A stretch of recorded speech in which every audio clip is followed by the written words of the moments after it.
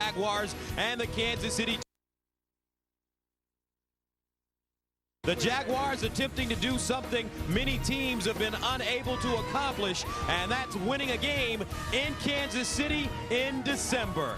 Pack a lunch. We've got a long day of football ahead of us. Coming up, it's the Jags and the Chiefs on CBS. Presenting Subway Fresh Buzz, a fresh look at teams creating a buzz this week. Great day for football. 40 degrees, windy, cold, rainy. Jack Del Rio, the head coach of the Jacksonville Jaguars, his team coming off a 24-21 loss last week at home to Tom Brady and the New England Patriots. And on the other sideline, Herm Edwards and the Chiefs defeating the Raiders on the road last week 20-9. However, they've lost 3 of their last 4 games. 6th meeting between these two teams. Jags lead the series 4-1. Their last meeting coming on October 17th of 2004. Jaguars winning it 22-16 in Jacksonville. Byron Leftwich throwing 2 touchdowns in that game. So the Jaguars won the toss, and they've elected to receive. Lawrence Tynes will kick it away.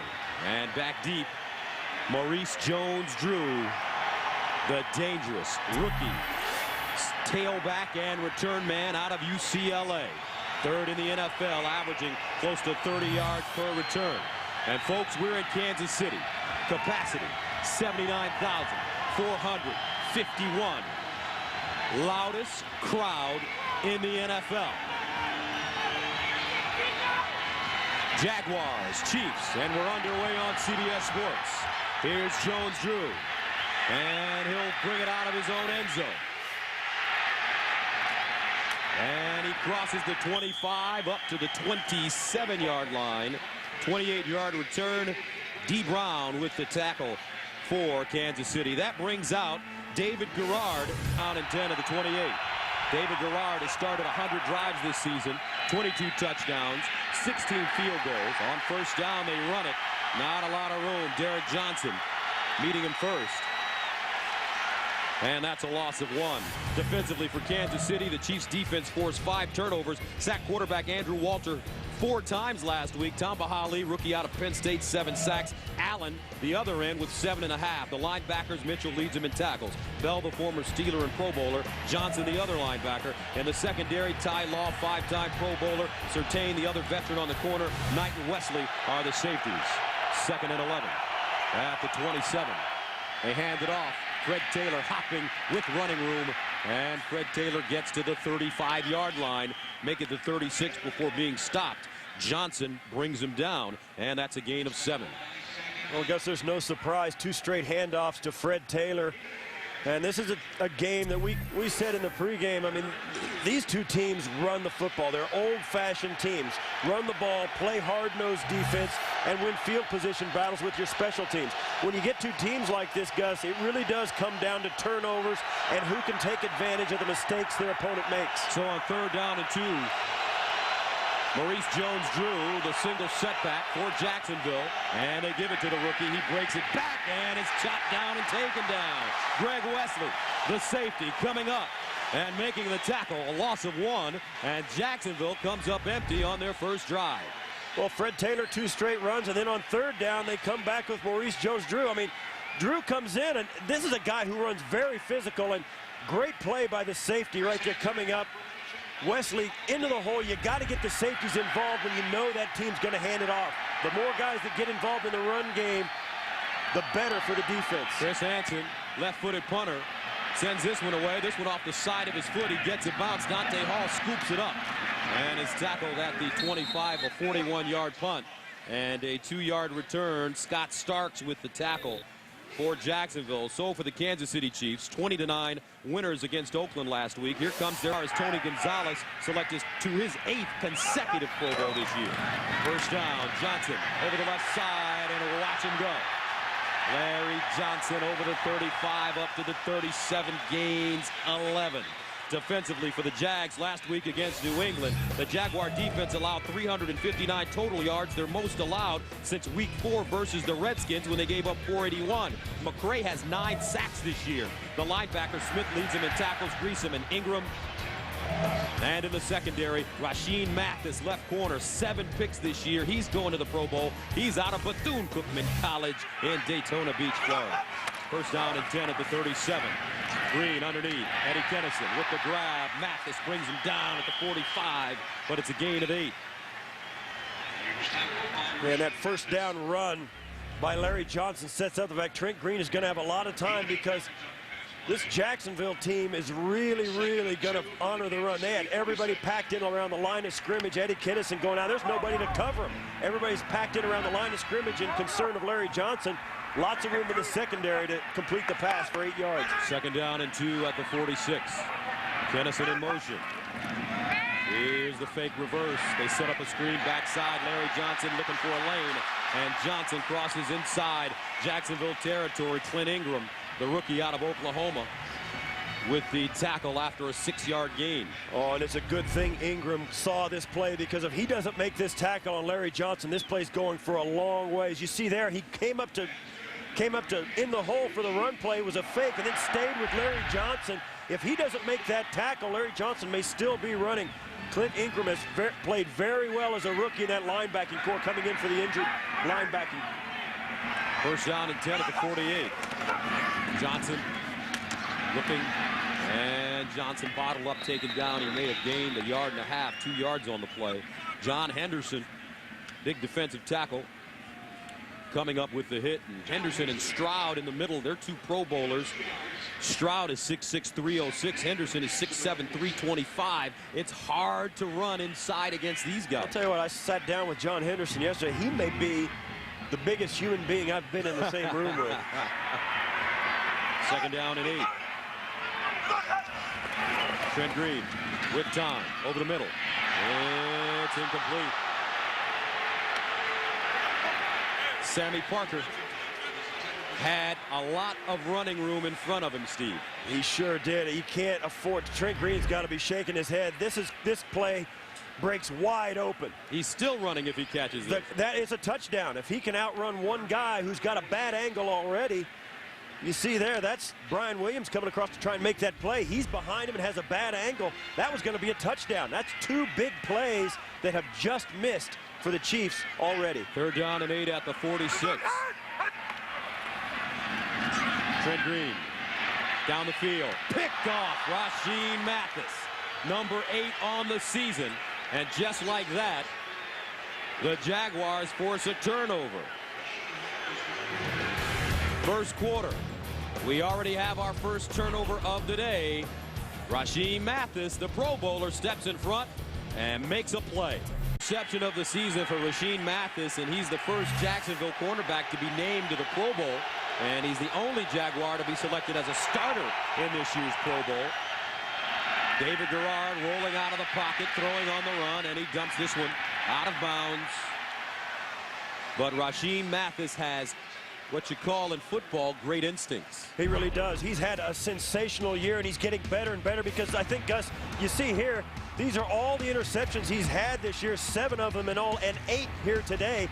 Once they start coming, you start feeling it. In this interception today against Trent Green, he just watched him and jumped the route. You see there, Gus, once you start having confidence as a cornerback, you get better. Even if you start giving up some big plays, that confidence carries you through the rough times. Second down and 10. Here's a draw play. Maurice Jones-Drew looking for daylight. And a little scat back out of UCLA, who has great balance. Gets to the 32-yard line. And this young man has turned all sorts of heads in the National Football League this season as he gained 7 on that play. And he's one of the favorites, along with Vince Young, to be named the Offensive Rookie of the Year. I agree. And he's so good, Gus. People are fighting over which nickname to give him. They want to call him Pinball, Pocket Hercules, Mojo. Exactly. I mean, that's how good he's been. He has made a big splash and really been productive. You can't call him Pinball. That name has already been given to a guy in the Canadian Football League, Mike Pinball Clemens. Third down and 3. Here's Garrard. Has that one deflected, incomplete, and the Jags have to punt it again. Jared Allen coming up with the deflection. And that's what happens when you come into play in Kansas City Arrowhead Stadium in December. The defense is going to get a great jump on the ball. The crowd is going to be very into it, and it's going to be very distracting and hard to concentrate because of the roar in your helmet. Hansen will punt it away from the 17-yard line. Dante Hall back at the 34. Blocked! Blocked! Pollard! Can he get it? Touchdown, Casey!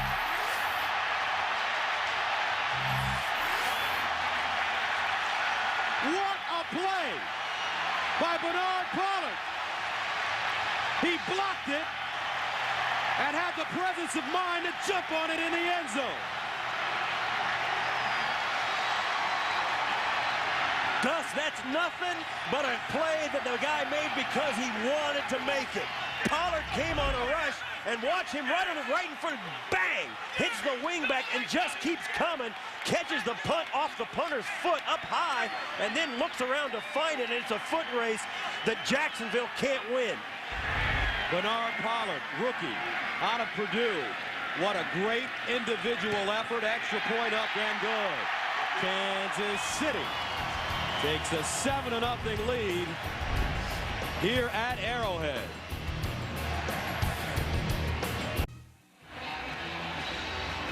Welcome back to Arrowhead Stadium. Bernard Pollard blocks a punt, returns it for a touchdown, and he is starting to become a special teams ace as the Chiefs send it away. Jones-Drew from the goal line, bobbles it, and will take a knee. So the Jags will have it at the 20-yard line. This second-round pick out of Purdue having a terrific season. Yeah, and today was his third block punt of the season. You see here against the Arizona Cardinals.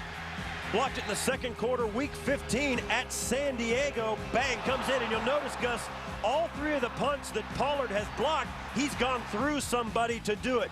That's phenomenal. This is today's punt right here. Blocked it with the back of his hand. Guys, I got a confession. Bernard Pollard's my new favorite player in the National Football League. Well, as a 7-time Pro Bowler on special teams, I can understand why. First down and 10 at the 20-yard line. Fred Taylor in the game. Play action. Garrard to the sideline. Almost picked off again. Ty Law in the vicinity. And going back to that Bernard Pollard block punt, return for a touchdown. The last time Kansas City did it, 2000, Mike Cloud against St. Louis, blocking a punt and returning it for a TD. There is no bigger play in football than a block punt for a touchdown. It's the biggest play you can make. It sets your defense up with an emotional boost, as Ty Law just showed us, and also puts the offense of the team that you just stopped back on the football field, and they're already feeling bad about themselves. Second down. Excuse me, 2nd and 10. Here's Garrard rolling out of the pocket, throws on the run. Underneath, and it's caught. George Reister, who's having a fine season, and he can't hold on because he gets laid out by Sammy Knight. Sammy Knight, only 6 feet. Listen to this hit, Gus. Gus, this secondary for the Chiefs has a lot of experience back there. They've been around the block a long time, and Sammy Knight coming up to make that tackle shows why. These guys know how to play back there, and David Garrard's going to have to pick his spots. 3rd down and 10 at the 20-yard line. They're on their feet here in Kansas City. Garrard out of the shotgun. Here comes a blitz to the sideline. Incomplete. Matt Jones, the intended receiver. 3rd straight 3 and out for the Jaguars offense. Patrick Surtain defensively for Kansas City as the Jags punted away. And it's a good thing this was not a good throw by Garrard. Patrick Surtain had jumped that route, and he would have picked that off if it would have been on target. So Jaguars get lucky that David Garrard didn't actually throw that well enough to be completed. Chiefs with a chance for excellent field position. Hansen at the 5, Dante Hall at the 40. This one off the side of Hansen's foot once again. And it takes the Jacksonville bounce. And is downed inside the 35-yard line, a 46-yard punt. 8:42 to play in the first quarter. Chiefs with the ball and the lead. Bernard Pollard still fired up on the Kansas City Chiefs sideline after blocking the punt and returning it for a touchdown. And here comes Trent Green through an interception. Last time out, first down and 10. At his own 35, Larry Johnson in the I formation. He's the deep man, and they give it to him. And LJ bottled up and taken down. Marcus Stroud in the middle. No gain on the play. John Henderson coming out of that pile with the football. And that's one of the things about this Jacksonville defense that even this great offensive line of the Chiefs knows. They dominate the line of scrimmage. They're so big inside with Stroud and Henderson. You can't get them to push down the field. You kind of have to run around them rather than through them. Second and 10 at the 35. Draw play. Johnson again. Bounces it outside. And is finally wrapped up. Paul Spicer with the tackle. A gain of 2. Jets taking on Oakland in New York. Here's James Brown. Gussie, Steve, you know the Jets win. They're in the postseason. Chad Pennington capping an 8-play, 56-yard drive with that 1-yard toss to the tight end, Chris Baker. Jets on top of Oakland, 7-0 back to Gus Johnson. Steve Tasker. And that's not good news for the Jacksonville Jaguars. No, the Jacksonville Jaguars need the Oakland Raiders to rise up and beat the Jets. Here's Green, steps up in the pocket over the middle, Tony Gonzalez. 8-time Pro Bowler. Maybe the greatest tight end in the history of the NFL. Gained 17. And let's take a look. And this is his 99th game in which he has caught a pass. 99 games straight. And you're right, Gus. When he's done and it's all said and done, and this is 10th year, a couple more years, and he will be the greatest tight end to have ever played in the National Football League. But right now, the greatest tight end is in New York City with our guys, Mr. Sharp. Here's Larry Johnson running over the left side. Let's go back and talk about Tony Gonzalez. That streak of 99 consecutive games started December 4th, 2000 against New England. And he's one of those guys, Gus, he's consistently great. You almost get to the point where even Chiefs fans kind of take him for granted. He's kept his head down and worked hard for 10 years, and all of a sudden you look around and he's in some very, very lofty company for his career numbers. Leads all tight ends with 879 receiving yards this season. Here's a draw play, Larry Johnson, and he goes nowhere. May have lost yardage on that play. Actually a loss of 1. Paul Spicer defensively. It's obvious now. It's going to be up to Trent Green to loosen this Jacksonville defense up with the pass. They are all over Larry Johnson here in the early going. And Trent Green, after throwing 1 interception already, is going to have to bite the bullet and put the ball in the air and get this defense to loosen up by throwing the ball down the field. D. Brown checks into the game at tailback for Kansas City. He's number 22. 3rd and 10 at the 48. Dante Hall in motion. Here's Green. Steps up, wants to run it, and is wrapped up and goes down at the line of scrimmage. Great looking defensive play by Kenny Petway. Second-year player out of Grambling. First sack of the day. And the Jaguars bring 5 rushers, 3 defensive linemen, and 2 linebackers. And Trent Green feels the pressure coming right in, and that's the thing, Gus. This Jacksonville defense plays their game on your side of the line of scrimmage. They try and get into the Chiefs' backfield every play, whether it's run or pass. So Dustin Colquitt ready to send it away, and there's a flag. False start, offense, number 83. 5-yard penalty, remains 4th down. That's on Kendall Gammon, the long snapper, Gus. He's been doing this a long, long time, and he reached up to realign the protection package and cause the defense to jump into the neutral zone and make contact. They called that on Kendall Gammon. The guy with that, it's hard for the center to have a false start, but he did on that play. It was a good call. Gammon in his 15th season. So Colquitt punts it from the 31. Nice snap. Left-footed punter pops it high in the air. It's a wobbly. Pearman signals for the fair catch and has it at the 21-yard line. 5 minutes to play. First quarter. 7-0. Here come the Jags. Welcome back. Chiefs with a 7-0 lead. Gus Johnson along with Steve Tasker. Jaguars take over first down and 10. At their own 22, Maurice Jones-Drew lines up in the backfield. Play fake. Garrard 0 for 5. Steps up in the pocket. Dumps it to Jones-Drew out of the backfield. He's up the sideline, spins and goes down at the 30-yard line. Greg Wesley with the tackle, a gain of 8. But the Chiefs defense has played with great energy at the start of this game. No question, they started out the game with this play, pushing Fred Taylor all the way back, stopping the Jaguars on this 3rd down, batting down this punt, pass, and then, of course, the block punt. It's easy to come out and play inspired in this stadium, Gus, if you're the home team, the Kansas City Chiefs. The question is, can they sustain it through 4 long quarters of football? 2nd down and 2. Jones-Drew running straight ahead. And he picks up the 1st down as he gets to the 34, a gain of 4 yards on the play. Sammy Knight with the tackle, and it was interesting talking to Maurice Jones-Drew a couple of weeks ago when we did their Tennessee game. Here's a kid that is a 2nd-round pick, drafted late in the 2nd round, and he plays with a chip on his shoulder. Yes, because he was drafted in the 2nd round. All those other guys went ahead of him, or actually not ahead of him, but he can't believe he wasn't a 1st-round pick. And with the numbers he's put up this year, Gus, I think he's got legitimate beef. 1st down and 10 at the 34. Jones-Drew over the right side, slashing. And he gets to the 42. Ty Law brings him down, but it's a gain of 7. And Jones-Drew coming into this game needing 105 yards rushing for 1,000, and that will give Jones-Drew and Fred Taylor each 1,000 yards rushing. That's only happened 5 times in the history of the league. Twice this year. It happened the Atlanta Falcons. Michael Vick and Warwick Dunn both have 1,000. Michael Vick, though, a quarterback rushing for 1,000 yards. 2nd down and 2 at the 41.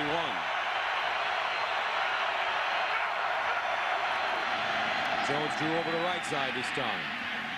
And he gets close to the 1st down. He was tackled by Jared. So there's Fred Taylor. Yeah, you talk about, it's funny, Gus, every time you talk about the football, we got to run, we got to stop the run, stop the run. It's amazing that only 3 times up until this year in the history of the league, they've only had 3 teams that have had 2,000-yard rushers, and then this year it happened twice, or it may happen twice if the Jacksonville Jaguars can get it done here today. So Taylor on the sideline, 3rd down and 1 at the 43, and a flag on the play. They had 12 guys in their offensive huddle. Remains 3rd down. Jacksonville had a problem with their substitution. They ended up with 12 men in their offensive huddle. It's an immediate penalty, and Jack Del Rio there has to sit and watch and take the 5-yard penalty. Turns up to a 3rd and 6 instead of a 3rd and 1. And Jack Del Rio, he's another one of those great young coaches. Reminds you a lot of Jeff Fisher. He's young and former player, knows how to relate to his guys. Former USC Trojan. That's right, loved playing for him. He is a former Kansas City Chief as well. 3rd down and 6 at the 38. Here's Garrard. Over the middle, Jones with the grab. And the former quarterback at Arkansas is finally taken down. It should be an 18-yard gain. Sammy Knight with the tackle. You see Matt Jones there standing next to his coach, Jack Del Rio. Jack Del Rio is 6'3". You can see how tall Matt Jones is. He goes up for this. And, you know, you watch this Jacksonville team, Gus, and I think Jones-Drew has really set the tempo. You see the pressure on Garrard, but every guy who gets the ball in his hands for Jacksonville refuses to go down. The running backs, the wide receivers, their quarterbacks, everybody runs hard with the football. 1st and 10 at the 44 out of the eye. Here's Fred Taylor. And Taylor with the lane turns the corner. Fred Taylor stiff-arming out of bounds at the 35 after picking up 9. Sammy Knight there to usher him out of bounds. You know, Fred Taylor injured his hamstring 2 weeks ago against the Tennessee Titans early in that game and missed last week's game because of that. And you get the feeling on that last run there, maybe his hamstring isn't quite back. You see there, almost 10,000 yards rushing, averages 85 yards a game, 6th most in NFL history, and also owns 34 Jacksonville rushing records. This guy is a great player who may never get the recognition he deserves. 2nd down and 1 at the 35. Taylor again straight ahead. And he picks up the 1st down. And that's the interesting thing about Fred Taylor. If he played in, say, New York or Chicago or San Francisco or Dallas, they would be already trying to march him right into the Pro Football Hall of Fame. He's got great numbers. No question. I think one reason he's not is because his career got off to a slow start. He was hampered by a couple of injuries that were totally unrelated. It wasn't like the same injury kept recurring. It was completely different injuries that would kept him out of large chunks of seasons early in his career, and he's never really shaken that label. Although in the last 4 years, he's been as durable as anybody. First down and 10 at the 32. Ninth play of the drive that started at the 22-yard line as we come to the end of the first quarter with the score. Kansas City 7, Jacksonville nothing. We'll return to KC after these messages. Rock'em Sock'em Robot. I remember it well. I like the red guy so far. Yeah, that's a good thing about playing here in Arrowhead. Chiefs fans can wear any color they want as long as it's red. First and 10 at the 32. Ninth play of the drive for the Jags that started at their own 22-yard line. Fred Taylor, the single setback. Gerard, short drop. Throws it to the sideline, and it's caught. Reggie Williams, third-year man out of Washington, is wrapped up by Ty Law. And Williams picks up 6 yards.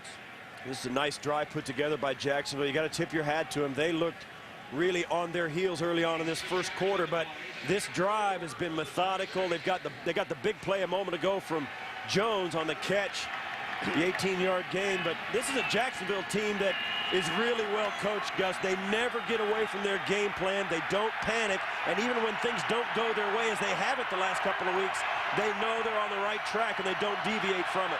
Second down and 4 at the 26. Play action. Here's the screen.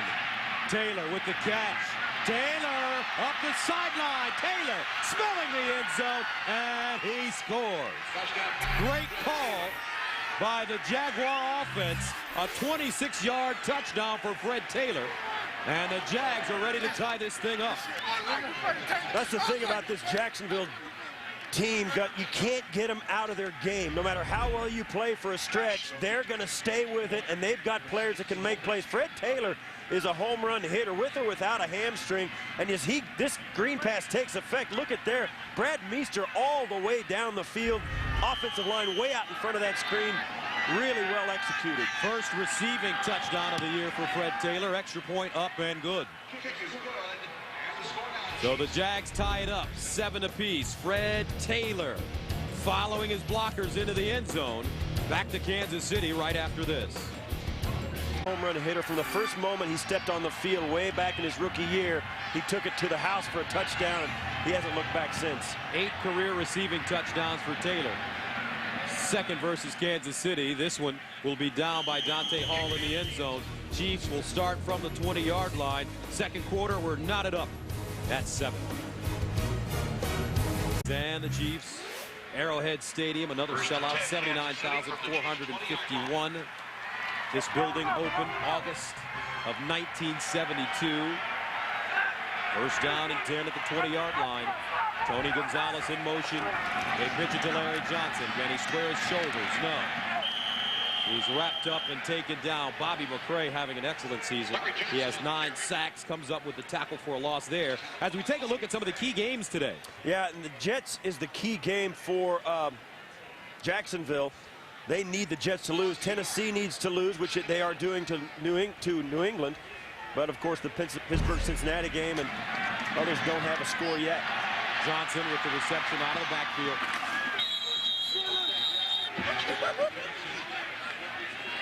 By Terry Cousin.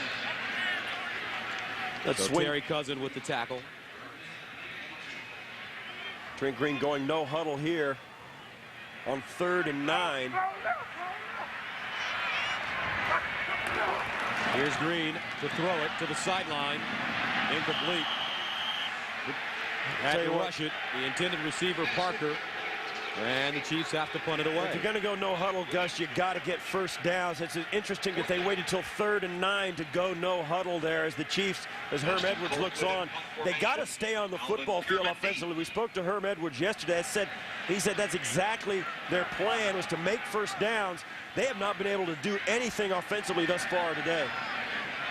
So Colquitt punts it from the 7. End over end punt. Bierman fielding it on the run. Spearman dives forward and gets to the Kansas City 43-yard line. A 38-yard punt, a 17-yard return. Boomer Grigsby with the tackle, but the Jags are in good shape. Our game tied at 7 apiece. First down and 10. At the 43-yard line, Maurice Jones-Drew in the backfield. Here's Garrard to throw it. Garrard with all day, now steps up. Garrard down the sideline, and he steps out of bounds inside the 30. The Detroit Lions giving the Cowboys a hard time today. Here's James Brown in New York. Hey, Gus, that they are indeed. Take a look at this pass play here. John Kitna hooking up with Roy Williams. Talk about right at the edge. It is scored as a touchdown. 13-0 Detroit. If Dallas loses, Philly wins the East. Back to Gus and Steve. All right, JB, Dallas can clinch an NFC East spot with the win and a Philly loss. First and 10 at the 28.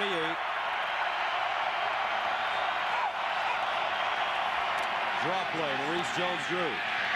Popping, skipping, spinning, and he's down at the 17-yard line. Page with the tackle, but it's a 10-yard gain. Jones-Drew, a guy who you think he's down, but he's not. He's not the tallest guy you'll ever play football against. But maybe one thing, maybe his arms are so close to the ground. You see him stand up off the ground on his hand more than any other back. He did last week. He got up after being knocked on the ground, but was never touched. Had the presence of mind to get up and score a long touchdown for Jacksonville.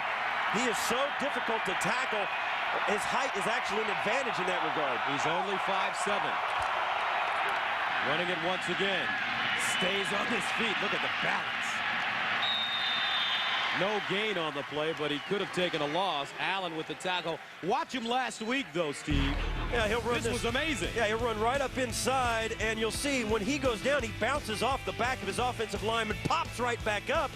He's up before any of the Patriots touch him. This touchdown stood up, and it was right. And it was the right call on replay. I mean, there's no question he did the right thing, had the presence of mind to do it. This guy really came into the league as a second-round pick, was overlooked by a lot of people, but the only thing he lacked was size. He didn't lack anything else. Second and 10 at the 18. Garrard out of the shotgun. Garrard dumps it over the middle of Jones-Drew. And he gets to the 15-yard line. Page with the tackle again, a 3-yard gain. So let's set the scene for you once again. This is what the Jags and the Chiefs have to do to get in. Well, they got to win today. The winner of this game is still in at this point. But Jacksonville needs the Jets, Cincinnati, and Tennessee to lose. Kansas City needs Denver, Cincinnati, and Tennessee to lose. Raiders on the scoreboard. That's good news for Jacksonville. Third down 7 at the 15. What a scene. Maybe the best in the NFL. David Garrard. 4 on the play clock. And he gets it off in time. Under pressure, Garrard, look at his feet. Garrard steps up, throws, incomplete. Ernest Wolford almost in the right place at the right time in the back of the end zone. Page, the rookie, deflecting the football. Wow, Gus. Well, this is the Jacksonville Jaguars in a nutshell. Garrard buys the time, extends the play with his legs, and then throws it late down the middle over the field. This, you never want to throw it in there like that. He threw it through 16 guys. That's been the problem. David Garrard does some great things, but they always end up bad. Josh Scobie into attempt a 33-yarder. They get it down, up, and good. They were very lucky that was an incompletion that led to that field goal, Gus, but there you have the personality of the Jacksonville offense. 10-7, Jaguars on the road now with the lead. Standing at the goal line. It's been tough for Dante Hall because the opposing teams refuse to kick it in his direction. I know that's what I'd do. This one angled toward the near side. And Hall starts at the 10. Dante Hall. That's why you don't kick it to him. He gets to the 36. A 25-yard return. Detroit and Dallas still battling. Here's JB in New York. Dallas finally on the board. Marion Barber, the stud, 14th rushing touchdown of the season. That a 1-yarder. Cowboys have narrowed the gap 13-7. Back to you guys. All right, JB, first down and 10 now for the Chiefs, down 10-7 at their own 37.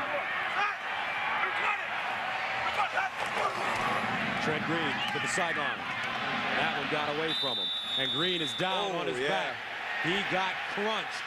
Paul Spicer decked him. And Green gets up slowly. And Paul Spicer's hearing it. The passer, defense, number 95. Unnecessary hit on the quarterback. Lowered his head and his helmet.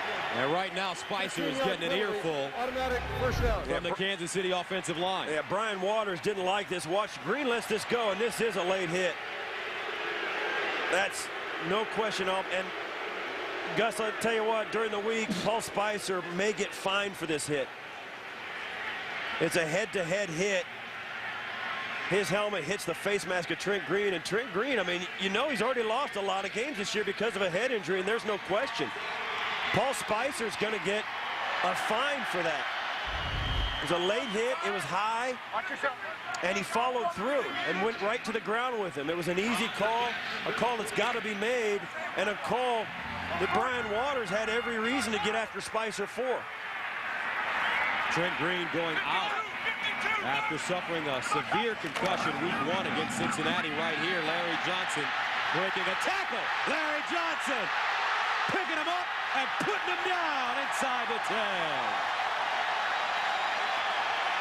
Rasheed Mathis with the saving tackle, but it's a gain of 40. Gus, it just feels so good to have a home run hitter step up to the plate once in a while. Larry Johnson makes one cut in the backfield, then a little stutter step, makes another guy miss, and then turns it into another gear. Takes 16 guys to run him down and jump on his back. That's the kind of play that your best player is supposed to make, and Larry Johnson did it. 8 carries, 54 yards. Here's Johnson again, and he goes down. But Larry Johnson, coming into today, has carried the ball 383 times, most in team history. The previous record was Christian Okoye back in '89 with 370 carries. He scored 49 touchdowns in 47 career games, and he's ready to break more records this season. He is unbelievable, Gus. I think the real question is now, how tough is it going to be for him if they don't get in the playoffs, or even if they do? How tough is it going to be for him to bounce back next year after a really physically demanding year he had this year? Second down and goal. Trent Green underneath. And they're down at the 1. That's Tony Gonzalez. He says he got in. He was tackled by Terry. Wow, it looked like he was in. And part of his body was in, but does the ball get in? That's the real question. Gonzalez, a good throw. That should be a touchdown. Wow, that looks like a touchdown. From that angle, it certainly does. Now, all it has to do is the ball just has to break the white line. Looks like he caught that ball. Steve, certainly part of his body was in the end zone. And Herm Edwards threw the flag. He wants to make sure that this is looked at upstairs. He wants to dispute the fact that he thinks that's a touchdown. It's a pretty good Kansas City challenge. The ruling on the field of progress is related to the goal line. 10-7 Jacksonville. As we go to the commercial, they'll take a look at this play. Where was he? I don't know. Welcome back to Kansas City. They're reviewing the play. Did Tony Gonzalez get in? That's the question. And here's the answer. After reviewing the play, the ruling on the field will stand. Kansas City will be charged with their first timeout. Well, I don't think there was enough evidence on the video to overturn that one way or the other, so whatever the call on the field was. Now look here, when Gonzalez catches this, his left knee is on the line and the ball's in his chest. Now, is the ball over his knee or is it outside the goal line? No question, when he rolls over on his back, the ball never gets in, but I think right at the moment of the catch was the Chiefs' best opportunity to make that a touchdown, but it wasn't called. Third down and goal. Larry Johnson diving straight ahead. And Johnson, does he get in? Doesn't look like it. on 3rd down and goal at the 1. So that brings up 4th down and goal, and Herm Edwards, has a decision to make. And there's no decision. He's not looking at anybody. He's going to keep him on the football field and let him go for it. I think, why not, Gus? I think this is the time to do it. This is a do-or-die game for both of these clubs. They got to win, plus get help to get into playoffs. You got a 4th and goal. Get it. 4th down and goal at the 1-inch line. Larry Johnson, the deep man in the eye. They give it to him. Touchdown, KC.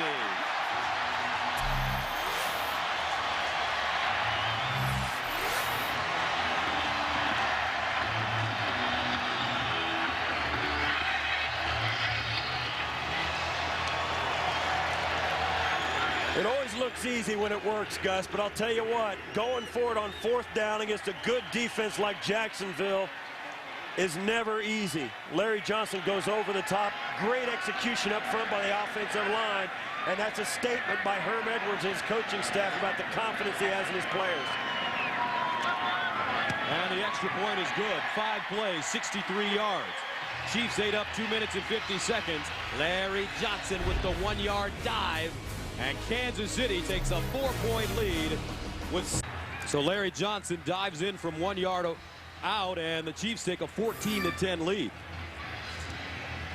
Paul Spicer called for that roughing the passer penalty, which allowed Kansas City to keep the drive going. And now the Chiefs have a 14-10 lead, 7:09 to play here in the 2nd quarter. Larry Johnson also on the drive with a 40-yard run. So Maurice Jones-Drew is back, hovering around his own goal line. Lawrence Tynes tees it up at the 30. Jones-Drew from the 5.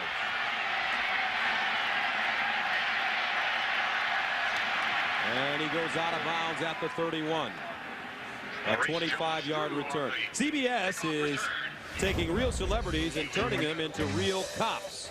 Armed and Famous. A new reality series premiering Wednesday, January 10th on CBS. I got to watch that one. Whoa! LaToya Jackson with a gun in her hand is something I'm interested in seeing. As long as it's on television. That's scary. 1st down and 10 at the 31. Derek Winbush, Fred Taylor in the offset eye. Play fake, Garrard rolls, throws across the middle, and it's caught at the 41-yard line. Ty Law with the tackle. There to make the grab is Lewis, the rookie out of UCLA. A gain of 11. Get the latest scores, stats, and highlights from around the league on your mobile phone. You can access it all by going to NFL.com and clicking on NFL Mobile. Arrowhead Stadium, 80,000 in attendance. Do-or-die game for the Jags and the Chiefs. Jacksonville with it now. 1st down at their own 42. Fred Taylor, bam! He is stuck and stood up and driven backwards.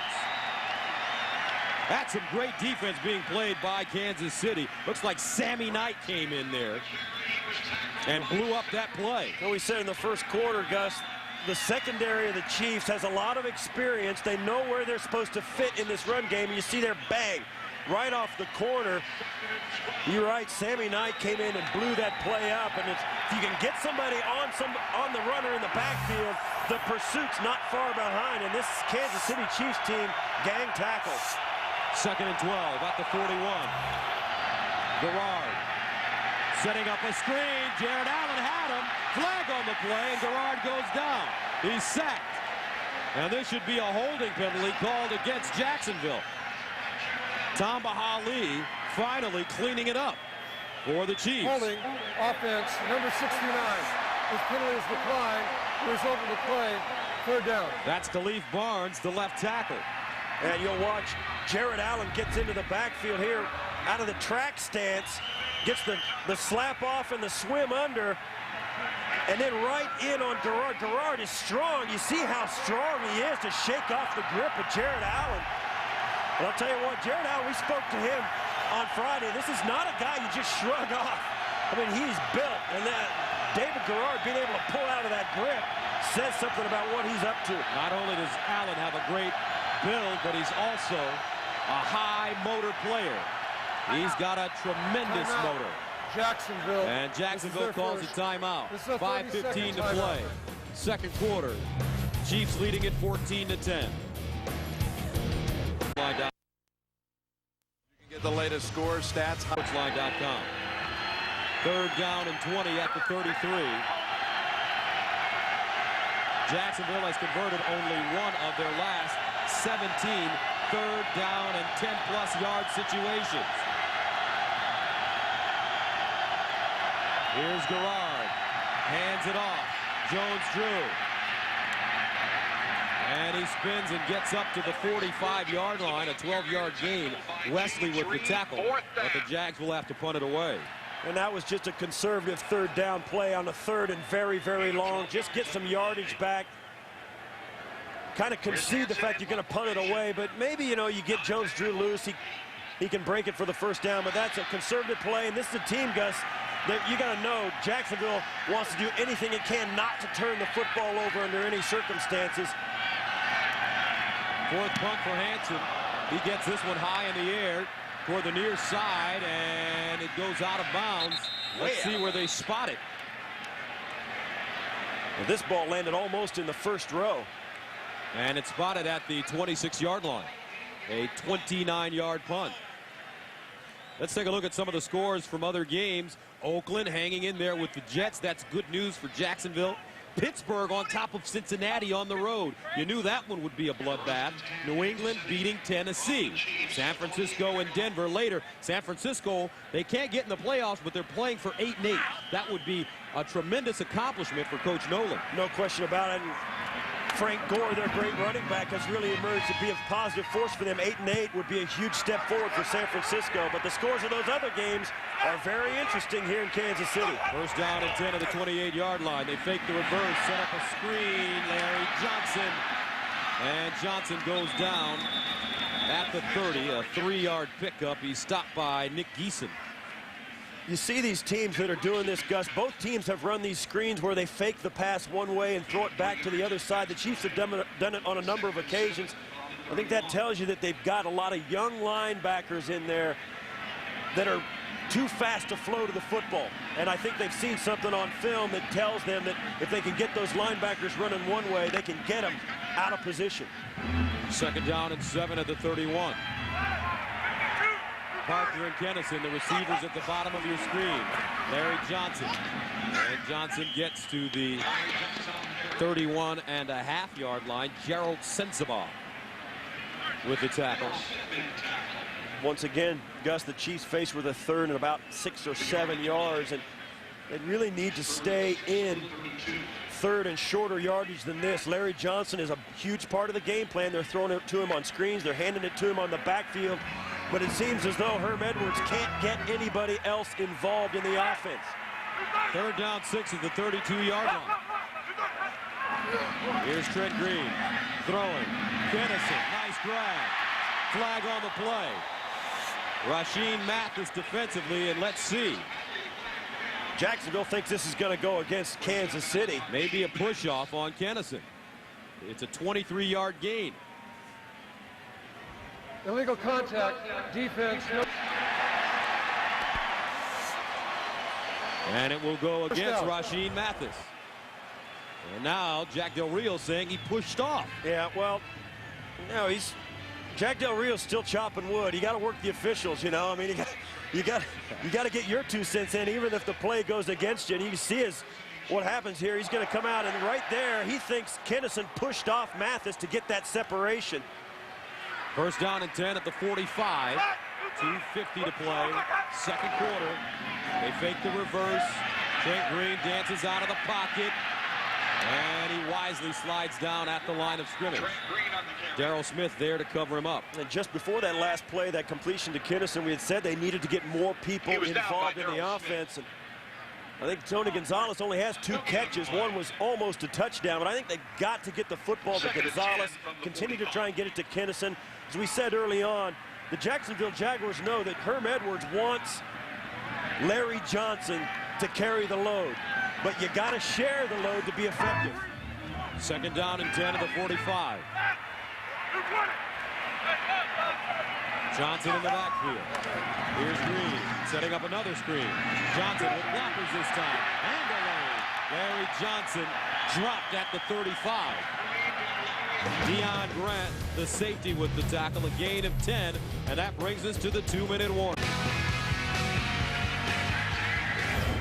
Welcome back. Jets now with the 10-3 lead over the Raiders at home. Jacksonville needs the Raiders to play a little bit better than the Jets today. That's right. At least score more points, no matter how well they play. Chiefs now first down and 10 at the Jacksonville 35 with a 4-point lead.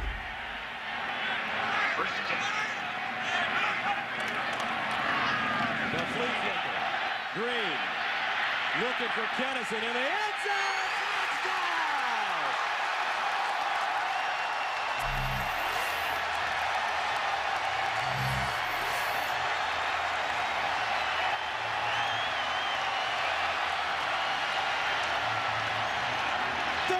Yards, Eddie Kennison.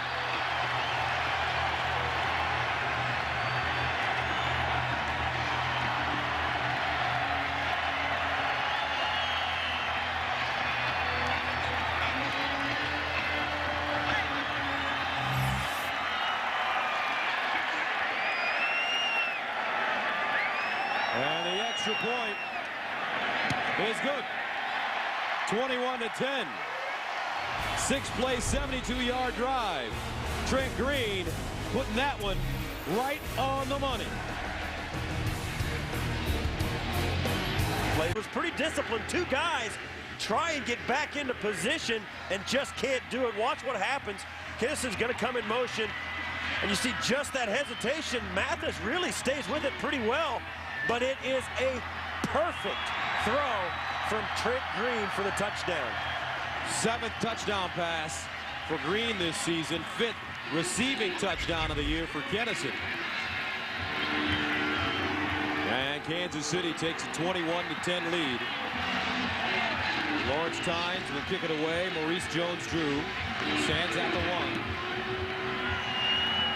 Here's Jones-Drew from the 9. And Maurice Jones-Drew dropped at the 25, a 16-yard return. Coming up on the Sprint Halftime Report, join JB, Dan Shannon, and Boomer for all the latest NFL scores and highlights. That's all coming up on the Sprint Halftime Report. Well, Gus, there's plenty of time for Jacksonville to do something on this drive with 2 timeouts left. And about 74 yards to go for a touchdown. They got 2 timeouts in 1:46. That's plenty of time. They can still use the run game if they want to in this 2-minute drill. First down and 10 at the 26. Gerard out of the shotgun. They give it to Maurice Jones-Drew. He reverses his field and goes nowhere. Finally driven down by Jared Allen. And the Jaguars have to quickly get to the line of scrimmage. Well, you can use the run on this drive if you get positive yards. This is a negative 3-yard play. And that's not going to get it done. 2nd and 13. Gerard steps up. Ernest Wolford, nice grab, first down. At the 38-yard line in front of Sammy Knight, it's a gain of 16. Sammy Knight with the tackle. Yeah, and now they're going to continue to go with no huddle. They're going to let the clock run and keep their timeouts for the end of the drive. First down at the 39. To the sideline. Ball caught. Matt Jones turns it inside and gets to midfield.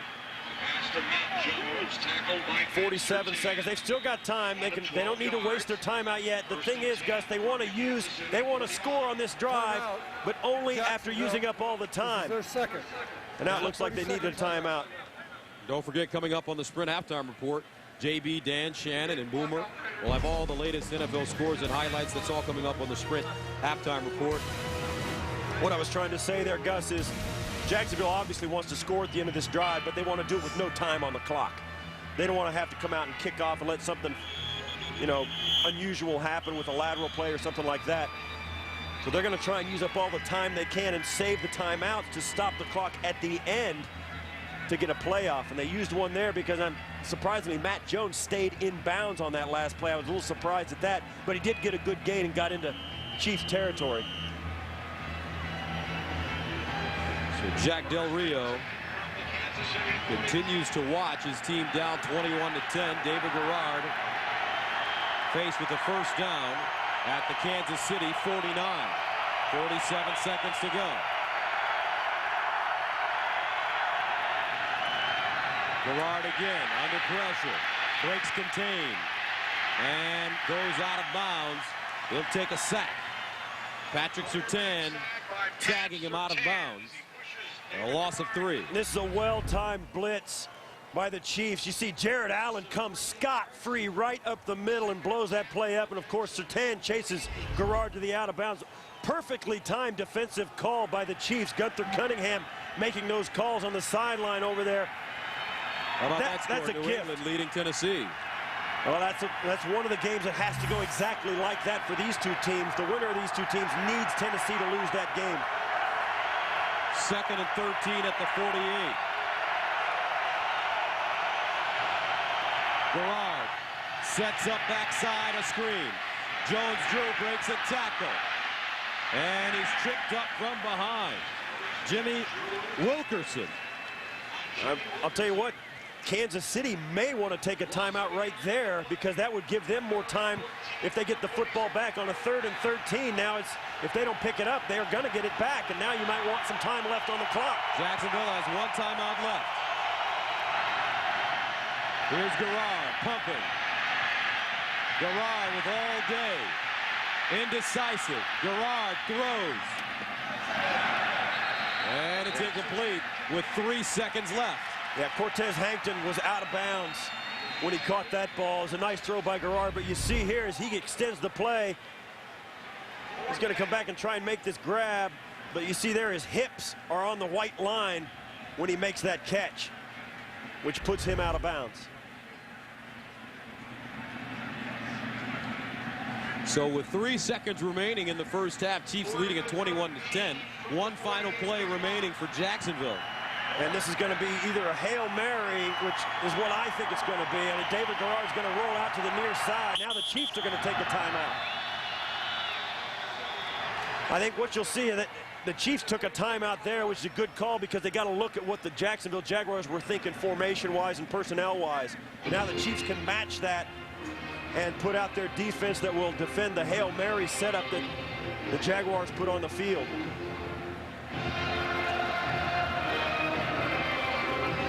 But what a place to watch a football game, Arrowhead Stadium. This same song that you can hear in the background here, I have sung many a time on a charter flight coming home. They sang this way back in the early 90s when they used to beat every team to a pulp who came in here.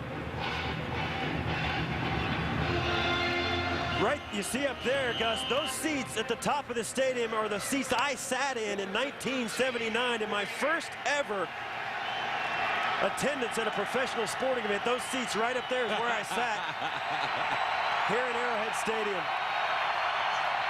David Garrard, final play of the first half. Garrard waiting, and he unloads. Flag down. And incomplete, but there is a flag, so hold everything. This might be illegal contact down the field on the Chiefs on a receiver. There was some, if this is a defensive penalty, they'll have an untimed down. Illegal contact, defense number 24. 5-yard penalty, automatic first down. By rule, because of the defensive foul, will you extend the half or then time down? So Law. Yeah, there won't be any time on the clock. They'll just run this play, and here's the penalty. You see as Jones gets up the field, Law gives him a shot right there, and that was past the 5-yard marker. Ty Law, the 12-year veteran who's been to 5 Pro Bowls, came over from New England. I mean, this defensive secondary is so experienced, and Ty Law probably thought he could get away with that, particularly on a Hail Mary, but the officials were all over it. It was a good call. Law with Herm Edwards last year with the New York Jets, prior to that in New England, where he won multiple Super Bowls. Final play. Garrard. Jones! Oh, Will Smith! He almost got in! Whoa! down inside the 10. And that's the end of the first half with the score. Kansas City 21, Jacksonville 10.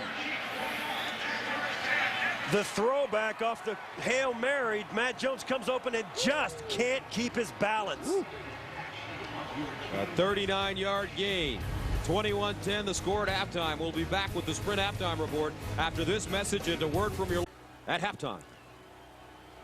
Gus Johnson along with Steve Tasker. The partner, we've had a little bit of everything in the first half. You're not kidding. Great big plays, a flea flicker, a block punt, you know, guys diving in for that, and almost a touchdown at the end of the half for Jacksonville. The playmakers are really stepping up. Larry Johnson stepped up and got the Chiefs on track. And he's also drawn a lot of attention to himself and opened up the passing game for Trent Green. So a lot of things going on in this game that we expected. Although Jacksonville, we expected them to run the football a little more effectively than they were able to do in the first half. All right, let's take a look at the statistics from the first half. And partner, can you take us through them? Well, when you look at them, it all boils down to, you know, the total yards. They're pretty similar, but the turnovers are a big thing. And also, right there, the first downs. I mean, we knew this was going to be a battle, but the first downs were going to be crucial for Kansas City. They need to stay on the football field a lot longer than they have been able to do. The turnover is really the thing that has skewed the statistics in favor of the Chiefs, particularly on the scoreboard. But we'll see here in the second half if they can overcome that. Dante Hall back deep, ready to return it. And he'll get an opportunity from the 6-yard line. Dante Hall, oh, he is dropped at the 21. Terrific special teams tackle by Tony Gilbert. Wow. And you know, a lot of big collisions happen on special teams, Gus, but Dante Hall got hit when he wasn't ready for it. It looked like there was a guy between him. He looks like he almost actually ran into his own guy. Chris Wilson, the tight end for the Chiefs, was in there as well with Gilbert. Dante Hall is being helped off the field. Oh, shaken up. That right shoulder, 1st and 10 at the 22. Larry Johnson in the backfield. Wilson in motion. Green, Sammy Parker, near side. Parker, head of steam, and he is wrestled down at the 36. Really physical play. Brian Williams, the right corner, making the tackle, but it's a 15-yard gain. As always, it's always interesting to watch these teams come out right after halftime. First series after halftime, when the coaches have done their coaching and made some adjustments, the Chiefs come right out throwing the football. They know that Larry Johnson has had a hard time. He's made some plays, but it's been tough going in the run game. So they're going to try and loosen it up. 1st down and 10 at the 37. Here's Larry Johnson. Johnson gets close to the 40-yard line. Gains 2 yards on the play. What makes Larry Johnson, Steve, such a special back? Well, I don't know if you can narrow it down to just one thing. He's a big running back. He's got a lot of size. He's got a lot of speed. And you see there, 396 carries this year. He's durable. And it really says a lot about a team when, especially over the course of a long 16-game season, you know your big guy's going to be there every week. 2nd down and 8 at the 39. Trent Green. Over the middle. Caught. And this one is caught by Kennison. Sensabaugh with the tackle. And the Jaguars are saying that it should be an incomplete pass, but the Chiefs are moving to the line of scrimmage. Yeah, I didn't see the ball come down. Now the Chiefs will quick snap this to make sure. And now Jack Del Rio quickly throws his flag. His players told him that was incomplete, and nobody got a look at it on replay because the Chiefs were going to come up and quick snap it. And the one good thing this is for the Chiefs, it's challenging the ruling on the field of a completed pass. Even if this is overruled, it forces the Jaguars to use a timeout and one of their challenges. So we have a challenge. Back to Kansas City after this. Field, and this is what we see. Well, from behind Eddie Kennison, right down between his knees. Watch the football bounce right down onto the ground, right there. No question that's going to be overturned. And it was a good job by the Chiefs to try and get a quick play off, but it's not going to work out for him. Jack Del Rio throwing the quick play. The ruling on the field is the ruling on the field was completed pass. It is an incomplete pass.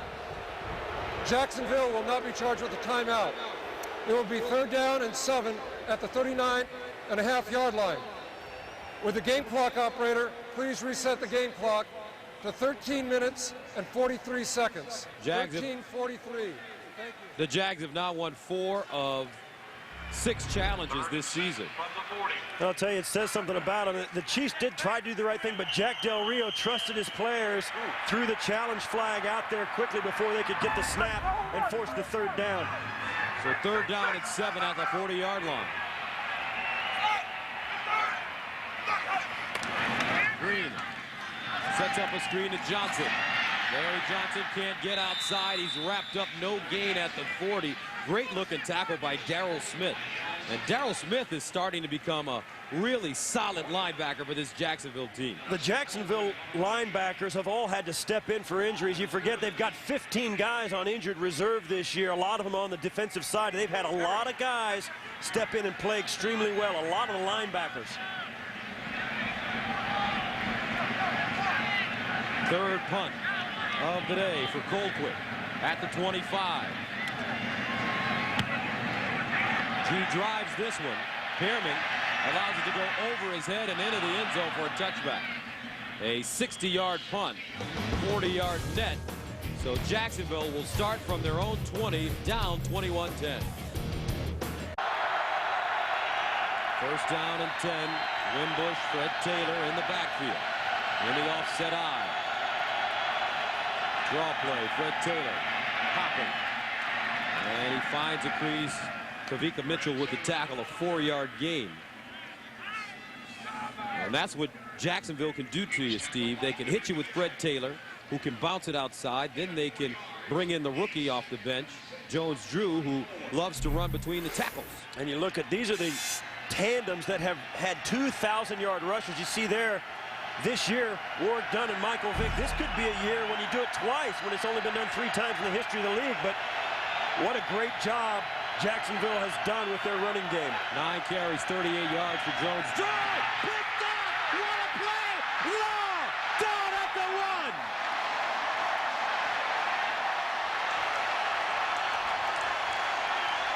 Ty Law! What anticipation for the 12-year vet. Gus, we have said all day that the Chiefs secondary is one of the most experienced in the National Football League. A young player doesn't make this, but a wily veteran can make it happen. Ty Law saw it, read it, and was all over that play. That is experience at work. What a huge play for the Chiefs to set him up perfectly inside the 5-yard line. So Ty Law, the 5-time Pro Bowler, gives the offense excellent field position. 1st and goal at the 2. Larry Johnson. Larry Johnson.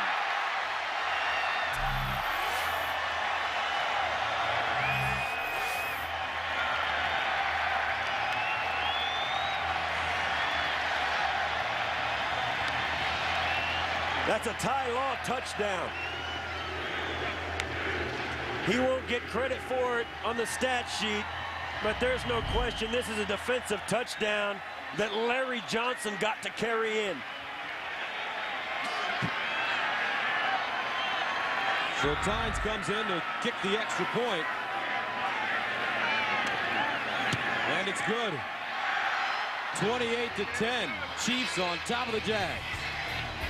Ty Law reading this play from the very beginning. Watch as he jumps across. He feels it coming, rolls the dice, and it comes up lucky 7.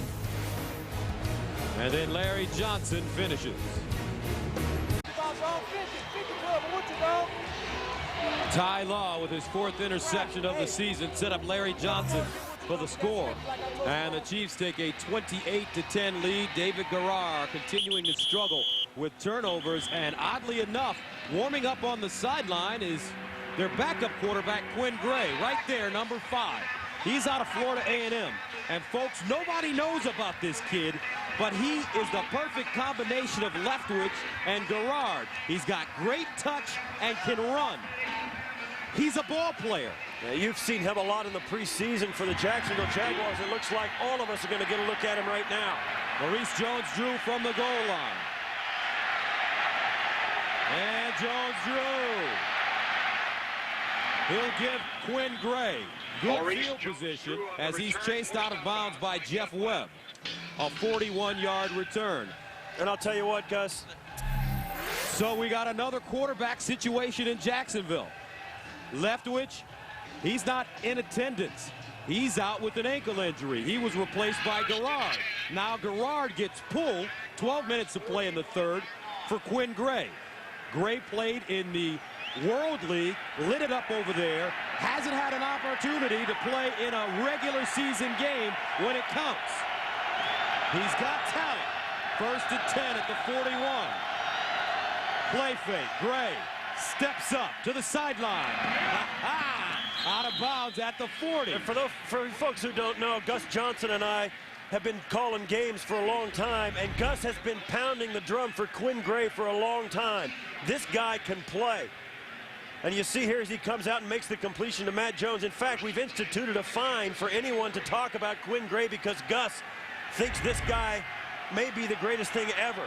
As he's taken over for David Garrard, who in the last 3 weeks has just turned the football over too many times. He has a quick release, an unbelievable touch. Short drop, deflected, almost intercepted. But I guess, Gus, I agree with this move. This is a game that you got to win. It's the last game of the season. If you want to have any hope for the playoffs, you do it. You make the move. David Garrard has not played badly, but he's had some bad breaks. The bad throw a moment ago when Ty Law was standing in the middle of the throw should not have been made.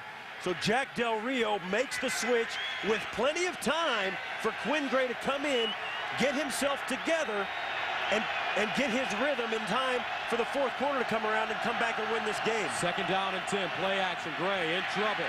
Gray shovels it off. Wimbush with the grab, and Wimbush goes down at the 36-yard line. A 4-yard gain. Derek Johnson with the tackle, and that'll bring up third down and 6. So the season is on the line for the Jacksonville Jaguars. You have to like the decision by Jack Del Rio. He's a game day coach. He's a former player. He knows that his starter, David Garrard, doesn't have it. He's going to roll the dice with this young guy, Quinn Gray, out of Florida A&M. And it's not just about Quinn Gray. The rest of the team for the Jaguars knows that change has been made too, and they're going to try and rise up and rally around him as well. Flag on the play.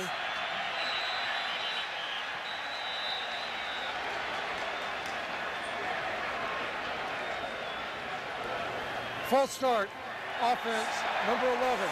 5-yard penalty, remains third down. That's Reggie Williams, the wide receiver, called for the false start penalty. A little bit new cadence for the new quarterback probably, but as I said, Gus, don't think that all those guys standing on the sidelines for Jacksonville and in the huddle for Jacksonville don't want to make this happen. They know that it's a major change when you pull a quarterback, and they also know they've all had a hand in the reasons for their trailing the Chiefs right now. Third down and 11 at the 41. They need to go to the 31 for first down. Matt Jones is the receiver at the top of your screen. Remember, he's 6'6" and can jump. Here comes a blitz. Gray underneath. Caught. Williams. First down. Spins. Williams down inside the 10.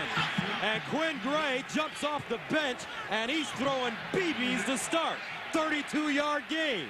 And I tell you, Gus, it's not only Quinn Gray, but like I said, the rest of the club is stepping up. They picked up the blitz. He had time to throw. The receivers are running routes better. There's more separation.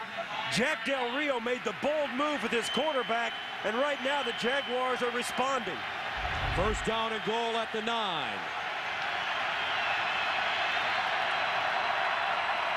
Gray in the shotgun. Quinn Gray dances out of the pocket. Squares his shoulders, touchdown, just like that. This kid comes off the bench and leads him down the field. And we may have an interesting ball game developing at Arrowhead. All I can say, Gus, when you're right, you're right. That is a difficult thing to do for a quarterback. Quinn Gray has been sitting on the bench with the clipboard, not for this season, not for last season, but for 3 seasons in a row. Never playing in a meaningful game, steps in and drives for a touchdown. Remember that guy, Wally Pipp? 28-17, Chiefs with the lead, 9:31 to play. And we've got a new ball game in Kansas City. That was easy. Welcome back, 28-17, Chiefs on top of the Jacksonville Jaguars. Quinn Gray steps off the bench, leads them on a 5-play, 59-yard drive. He scores on a 9-yard touchdown run, first of his career. That should inspire the Jacksonville defense. This one kicked short, takes a bite. Oh! Who's got it? Looks like a Chief finally fell on it. And they say Kansas City has a football. Only after a couple of Jaguars dove over the top of it. Now you got 63 guys out there trying to get their 2 cents worth in. I'll tell you what, guys, that ball was trouble. By Kansas City, first down. That ball was trouble the minute it hit the ground. It came up short. It was a kick that got caught in the wind, and Dante Hall can't get there fast enough to catch it. It was so short, it takes a bad hop. And you see there, Got the kickoff. 3 Jacksonville Jaguars go right over the top. Brian Ewu can't pull it in right here. He'll go right over the top of it, right through the wickets. And that was a huge missed opportunity for Jacksonville. And let's see if this Jacksonville defense can stand up now and get Quinn Gray the ball again. 1st and 10 at the 25. Trent Green scrambles out of the pocket. And Green slides down. He gets crunched again. This time it's Clint Ingram. That legal hit, that looks like the same hit that Green took week 1 against Cincinnati when he went out with the concussion. And he's staying down, and you're right, Gus. He started his slide. He was not down yet when he took the hit. I don't know that it was an illegal hit. It depends on where his knee was. Now, he started to slide, but he took a shot, no question. And he took a hard hit. And he's limping. Clint Ingram is the linebacker who hits him. And Trent Green is just getting down too late. Yeah, it was a late slide. He's got to slide down earlier. No question, it was a late slide. It looks like his knee's what bothered him. Now, you worry about a head trauma because he's already had a bad concussion this year. And you see there, his leg gets bent awkwardly underneath him. His left leg was caught. His foot got caught in the grass, and that's what took him so long to stand up. Now, you remember Damon Heward took over for Trent Green early in the season, played extremely well for the Chiefs. And Trent Green has to come out for at least 1 play. If you wonder how Damon Heward did, now there's the shot again. Watch his left leg. You see it get bent up underneath him before he can pull it out of the grass. So Trent Green walks to the sideline. This game, so many wrinkles. And here comes Heward. He's a fan favorite. He played extremely well when Green went out of the lineup. The thing about it, you have to remember, Gus, they've still got Larry Johnson back there. Many in Kansas City feeling that Heward should have retained the starting position. When Green came back, Larry Johnson running. Paul Spicer with the tackle. And here's the hit once again. Now Trent Green's going to start to go down. He just gets down before Ingram comes in and lays the wood on him. And I'll tell you, Ingram did hit him good, but he didn't hit him 100%. So Green being tended to on the Kansas City bench. 3rd down and 1 at the 34. Backup quarterbacks both in the game now. The rain starting to come down in KC. Heward underneath. Beautifully done as Sammy Parker gains 14. Can Oakland play with the Jets? That's the question. Here's JB. Hey, Gus and Steve, take a look here at the Jets. You know, a win, and they are in. Pennington pitches to Leon Washington. He takes it 15 yards to pay dirt. The Jets expanding their lead over Oakland by 17. That in the 4th. Gus Johnson, Steve Tasker. All right, JB, 1st down and 10 now for Heward at the 48. Trent Green on the sideline. He has a leg injury. Play fake. Damon Heward Down the sideline, going for the home run. Oh, what a grab! Kennison! Spectacular!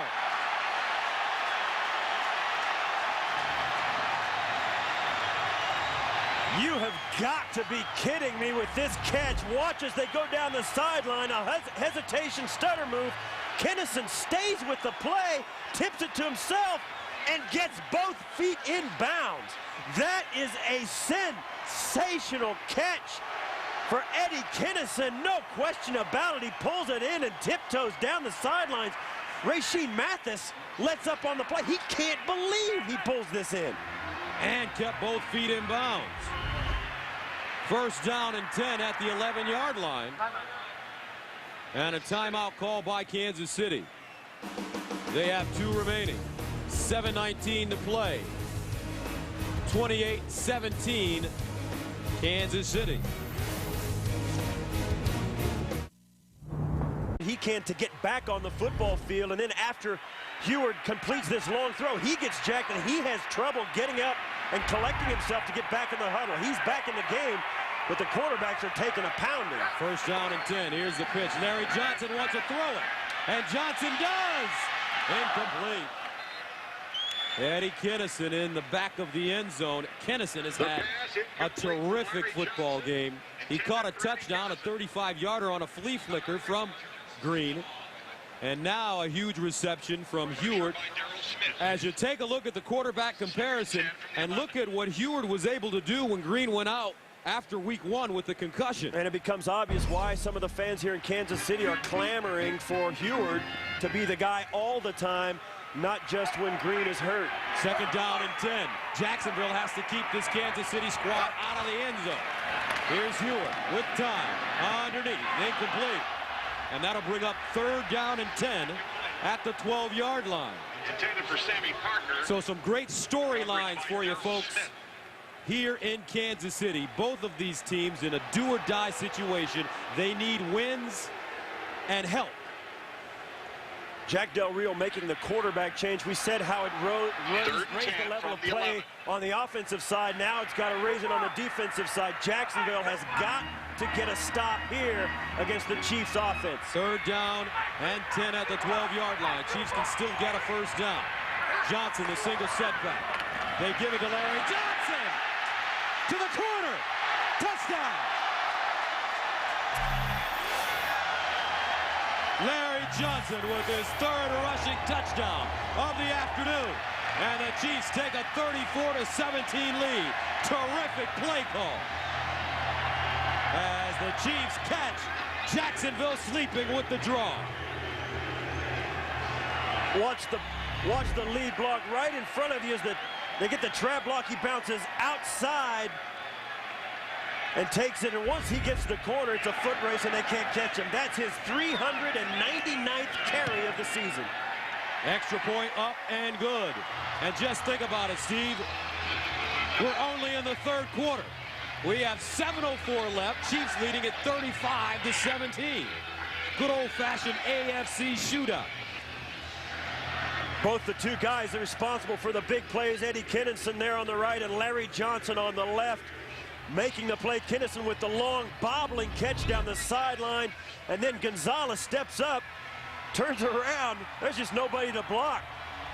The Jacksonville Jaguars jumped inside to try and pile it up, and there was nobody outside. That play was actually designed to go inside the block of Will Shields, who got a trap block. Larry Johnson bounced it outside because there was so much daylight there, and Jacksonville had no answer. So Larry Johnson, 3 rushing touchdowns today as Quinn Gray prepares to come back into the game. Gray replacing David Garrard. Gray has been the backup quarterback for 3 years in Jacksonville. Herm Edwards needs a miracle for his team to get into the playoffs. He needs a win and then help. As you take a look at the key games in the AFC today. Bad news for the Jets for Jacksonville. Even if they win today, the Jets need to lose. But right there at the bottom, Pittsburgh needs to beat Cincinnati, and Tennessee needs to lose. Those other 2 games are extremely important for the Kansas City Chiefs. Maurice Jones-Drew back deep. Starts from the goal line. Maurice Jones-Drew diving ahead and is clobbered at the 31. It's a 32-yard return, and a lot of hard hitting going on special teams. Sammy Knight is there. So here comes Quinn Gray back in, and this is what each team has to do to get into the playoffs. And there you see that Jacksonville needs the Jets to lose, plus Cincinnati and Tennessee. But Kansas City needs Denver to lose. Cincinnati and Tennessee are both trailing in their games. Denver taking on the 49ers at home. The 49ers are playing for 500, so they are going to play 100 miles an hour. First down and 10 at the 31. Fred Taylor in the game. Here's Gray. That one is caught.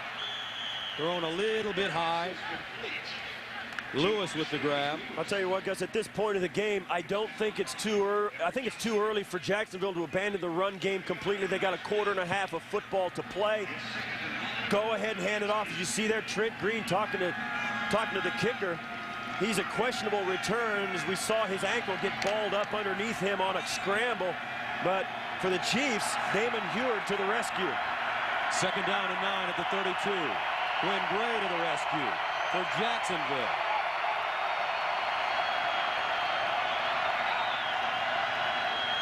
Here's Gray. Looking underneath. Caught! George Reister with the grab.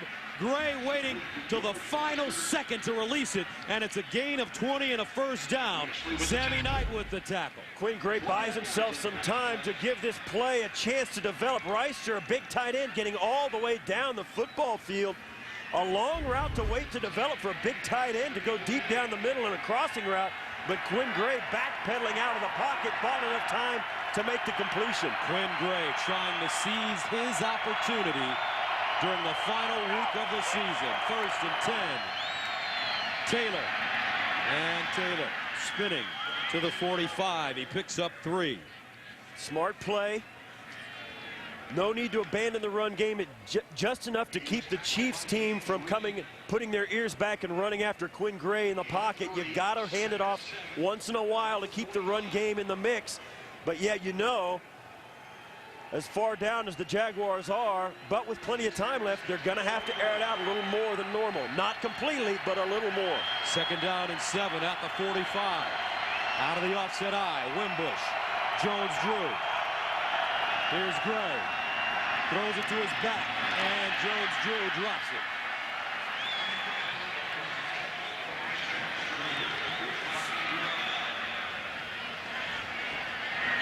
Well, Gus, here's the first crucial down Quinn Gray has faced. A 3rd and 7. He's got to pick it up. Is this 4-down territory? I think you might be thinking about that exact thing. You might be 4 down. If Jack Del Rio's smart, he'll tell his offensive coordinator right now that he's got 2 downs to get this. They're 2 of 7 on 3rd down conversion. At the 45. Line it up and 7. The blitz. Gray out of the gun. Gray underneath. Caught again. Reggie Williams. First down. 18-yard gain. Page with the tackle. But Quinn Gray is showing poise in the pocket. Chiefs have 8 guys right at the line of scrimmage. They drop 4 of them back out. Quinn Gray sees it, has a lot of poise to stand in there, realizes the blitz is not coming, and makes the throw. Great poise in the pocket. First down and 10. Gray in the gun again. Drops it off. Jones-Drew. And he is stuck at the 20-yard line.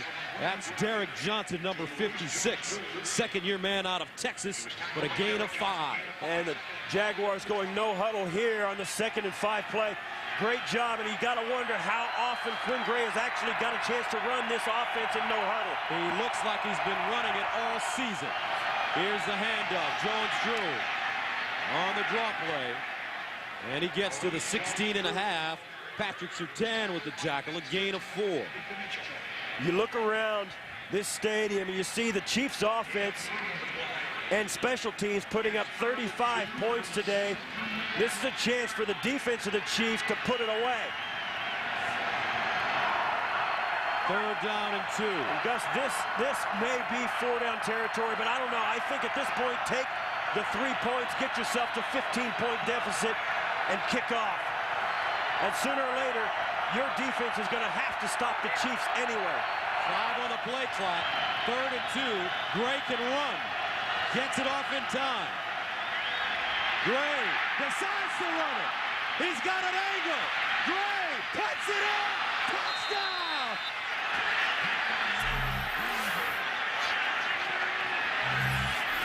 Where's Barbra Streisand? I think a Star is Born. 17 yards. How good does Jack Del Rio look now? Josh Scobie. What a great call switching quarterbacks. David Garrard was the first guy to come over and give Quinn Gray a hug after he came off the field for the first touchdown once again. And this Jacksonville team is invigorated. Extra point up and good. We told you about Jack Del Rio and how he's a player's coach, huddling his guys up right now, giving them a stern talk. He's a lot like Jeff Fisher, former player, former USC Trojan, and his guys love to play for him and compete. He's smart, he's tough, and his team is a reflection of that. Watch this touchdown. You called it, Gus. As soon as Quinn Gray stepped away from the pressure, it was nobody home. Right there, there's nobody out there. He takes off. Finally, that was Gerard Page, the rookie from UCLA, coming over to try and make a play on him. And Quinn Gray sidesteps him to get into the end zone. Page just tries to get a shot at him. Can't do it. Quinn Gray gets into the end zone for his 2nd rushing touchdown of the afternoon. Quinn Gray has been waiting for his opportunity for quite some time. Not a highly touted player coming out of Florida A&M. Banished to the World League. Practice squad. 3rd string backup. They don't even have a lot of tape on him, just tape during the preseason games. Not a lot of people around the league know how good he actually is, and he's proving it to them today. A lot of fans think that 3rd quarterback position is just a throwaway position. It's not. Dante Hall back deep. He can be electric from the goal line. Dante Hall. Oh, and he's tripped up at the 25-yard line. Terrific special teams play by D. Webb. And Trent Green is coming back into the game. Let's check in with JB for an update in New York. Hey, Gus, speaking of tripping up, Detroit trying to trip up the Cowboys. Take a look at John Kitna tossing his 3rd touchdown of the afternoon. He's over 4,000 passing yards on the season. Only the 2nd Lions player ever to do that. Lions up by 9. Gus and Steve. I would imagine Scott Mitchell is the other 4,000-yard guy for the Lions. 1st down and 10 at the 25. Here's Green back in the game to the sideline. Eddie Kinnison, another grab. And Kinnison out of bounds at the 40. Brian Williams there. 1st down KC. So Trent Green comes back in, playing with the tender ankle, so that will limit his mobility, but he throws a strike, a gain of 16 yards. Some people might ask why you put Trent Green back in the game. You know, the reason's simple. When you practice during the week, only one guy takes those reps. You get your starter completely ready to play. You don't get 2 guys half ready to play. 1st down and 10 at the 41. Jacksonville can't get the ball back, though. Here's the handoff, Larry Johnson, and he's tackled from behind by Paul Spicer. And we saw a few moments ago as Jack Del Rio was on the sidelines talking to his players in the huddle. He's getting his defense up on his feet and telling them this game is now in their hands. They've got to get a stop here. And for Larry Johnson, that was his 400th carry this season. The 5th player in NFL history with 400 carries in a season. 2nd down and 9 at the 42. Herman Edwards would like nothing more than for Johnson to continue to carry the ball today. Here's Green. Underneath, incomplete. Is incomplete. That is not an interception. Darrell Smith trying to gobble it up, and now some jawing going on. And some pushing and shoving. Not a smart play. Bobby McCray is lucky that he didn't get flagged. The officials doing a terrific job with a no call right there. Yeah, no question. This play comes in. It's going to get tipped. Trent Green throws it. It gets right to the ground. Tipped up there. And it does hit the ground. There's no question. He's trying to get the ball to Johnson, but Smith picks it up and starts to run, and then he gets angry because somebody thought he was running with the football and tackled him. I mean, I don't get it, but that's where the fisticuffs came into play. Third down 9 at the 42. They're 4 of 9 on third down conversions. Here's Green with time. Picked up! It's Johnson! Make that Darrell Smith with the interception. Second turnover of the day, and now the Jacksonville Jaguars are in good shape. Jack Del Rio continuing to motivate his players. This is a bad throw by Trent Green. He throws it right into the arms of Darrell Smith. He just didn't see him. Right there, you see him. He takes the shot as well. Darrell Smith steps in from the right as Trent Green brought his eyes from the left. Didn't get all the way over to where Smith was and threw it right into his hands. So here we go after the turnover.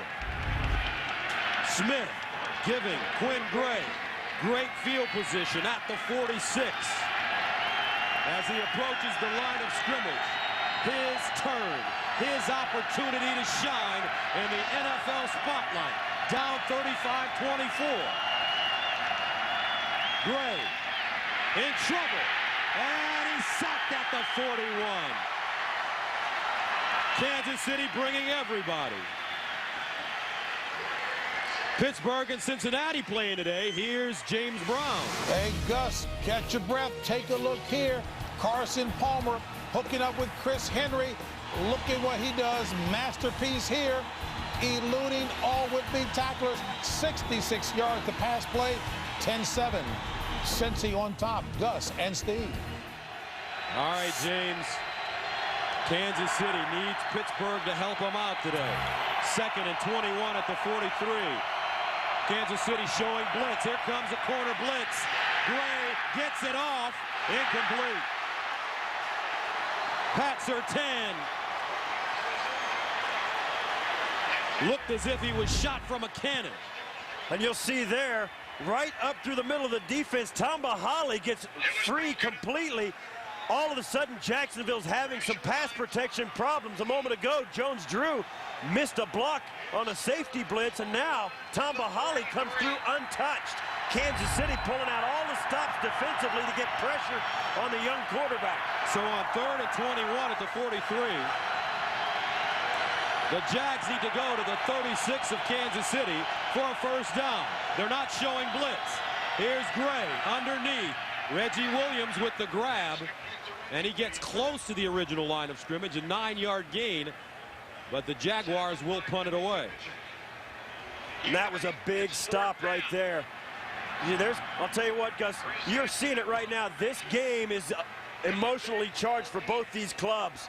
They're not backing up at all, and there's a lot of guys that are saying a lot of things between plays. Chris Hansen will punt it.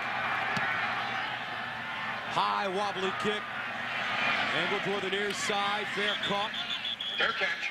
By Dante Hall at the 12. So Trent Green comes back onto the field, and he's had some turnover problems last couple of games. Yeah, no question. Anytime your quarterback's going to start doing that, it's going to cause problems. You see here against San Diego, a couple interceptions, then the fumble in the pocket against Baltimore. Baltimore, by the way, one of the very few teams who has come into Kansas City and beaten the Chiefs here in Arrowhead. And, of course, then the interception to Oakland as well. If there's one thing that causes a quarterback season to turn bad, it's turnovers. So the Chiefs start at their own 13-yard line.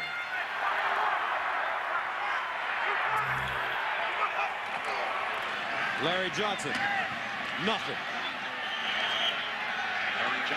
Nick Geeson with the tackle. Once again, Larry Johnson carrying the load. 401 attempts, 9 shy of the all-time NFL record for a season. And that's the end of the third quarter with the score. Kansas City 35, Jacksonville 24. Back for the fourth quarter after this.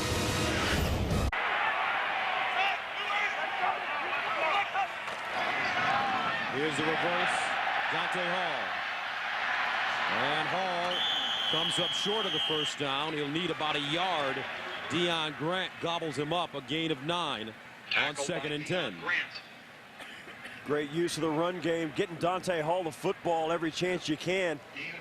Great time to do it. It's not a very risky play in a time when you're trying to be a little conservative while not trying to really completely pull in your sails. Give that guy the football, hope for a home run. He does get a 9-yard gain.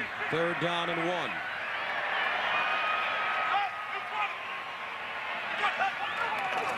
Play action. They dump it off, and it's caught by Chris Wilson. Wilson making people miss, and he gets all the way up to the 41. A 19-yard gain. Sensabaugh trips him up.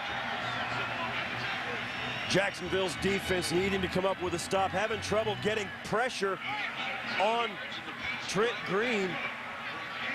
I think Kansas City does as good a job of that as anybody, using those tight ends, letting Trent Green find the wide receivers, the guys who are wide, running out in the flats toward the sidelines and shallow routes. Throw that ball. It's not a long throw, but it gives the guy some space once they catch it. But Trent Green does have a knack for throwing interceptions. Here's the handoff. Larry Johnson.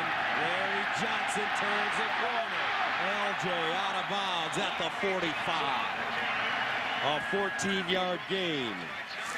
Thursday on CBS, it's an hour of television you won't forget when Grissom leaves CSI. That's Thursday at 9, 8 Central on CBS. Larry Johnson, 422 attempts this season, 8 shy of Jamal Anderson's NFL record for carries during a season. 19 carries, 91 yards, 3 touchdowns. 1st down. This time they hand it off to Mike Bennett. And Mike Bennett gets to the 41. He's the former Minnesota Viking.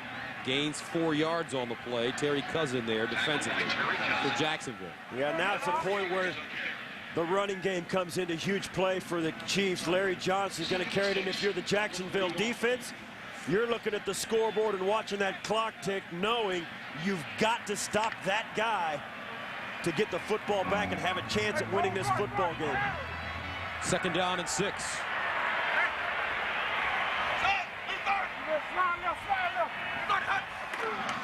They pitch it to Larry Johnson.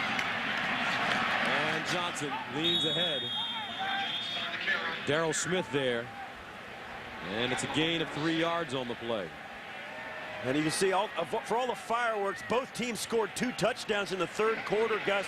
Now, all of a sudden, in the 4th quarter, you can see the Chiefs really bearing down, just grinding it out, letting the clock run. The game's pace has really slowed down.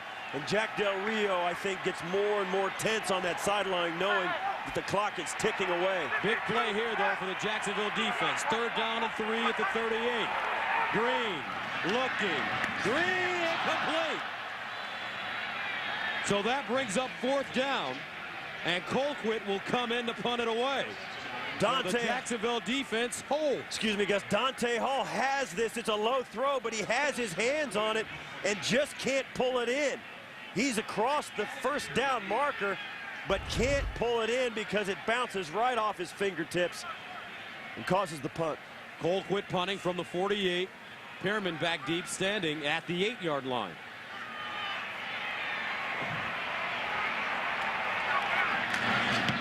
This one popped in the air.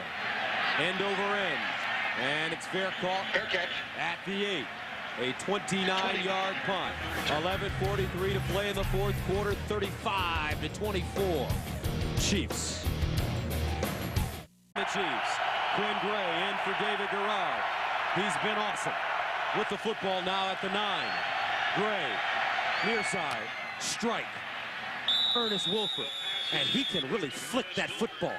It's an excellent throw. As you see that scores from out-of-town games, it looks as though the Jets are going to completely eliminate Jacksonville from the playoff picture. But Pittsburgh has just went ahead of Cincinnati. Tennessee continues to trail New England. 2 of the games that Kansas City need to go exactly like that to keep their hopes alive if they can hang on and win this one. First things first, though, they have to win. And Jack Del Rio and the Jaguars are not trying to acquiesce. 1st and 10 at the 22. Gray dumps it off. almost intercepted. He catches a break. Lenny Walls there. Pittsburgh and Cincy. How did the Steelers score, JB? Gus and Steve, you saw the score. They went at it the old-fashioned way on the ground. Willie Parker, 16th overall touchdown. That's a franchise record. 35 carries, 129 yards, and 2 touches, and a Pittsburgh lead late in the fourth. Gus and Steve. And Pittsburgh playing hard. Who knows? It could be the final game for Bill Cowher. Could very well be. There's a lot of talk about what Bill Cowher's plans are and what the Steelers' plans are for Bill Cowher as well. 2nd down and 10. Play clock down to 3. At the 22. They didn't get it off. And they do get it off. Gray goes up top. Jones out of bounds. The officials completely missed that. They were over the play clock by at least 2 seconds. And they still got it off. The officials completely missed it. Look at the play clock. That's the actual play clock down in the lower left. 3. This is the actual speed. It's over. Penalty, penalty, penalty. They didn't call it. Wow. 1st down and 10 at the 37. Gray again. In trouble. Gray dumps it. Incomplete. Reggie Williams, the intended receiver. Dangerous throw for Quinn Gray. And that will bring up 2nd down and 10 at the 37. And it's important now to Quinn Gray, particularly at this point. There's 10 minutes and 50 seconds left in the game. Stay calm. You still have to make plays. There's no need to hurry, or you can hurry, but don't cut corners. Just make sure you stay poised. You've got lots of time to make something happen here.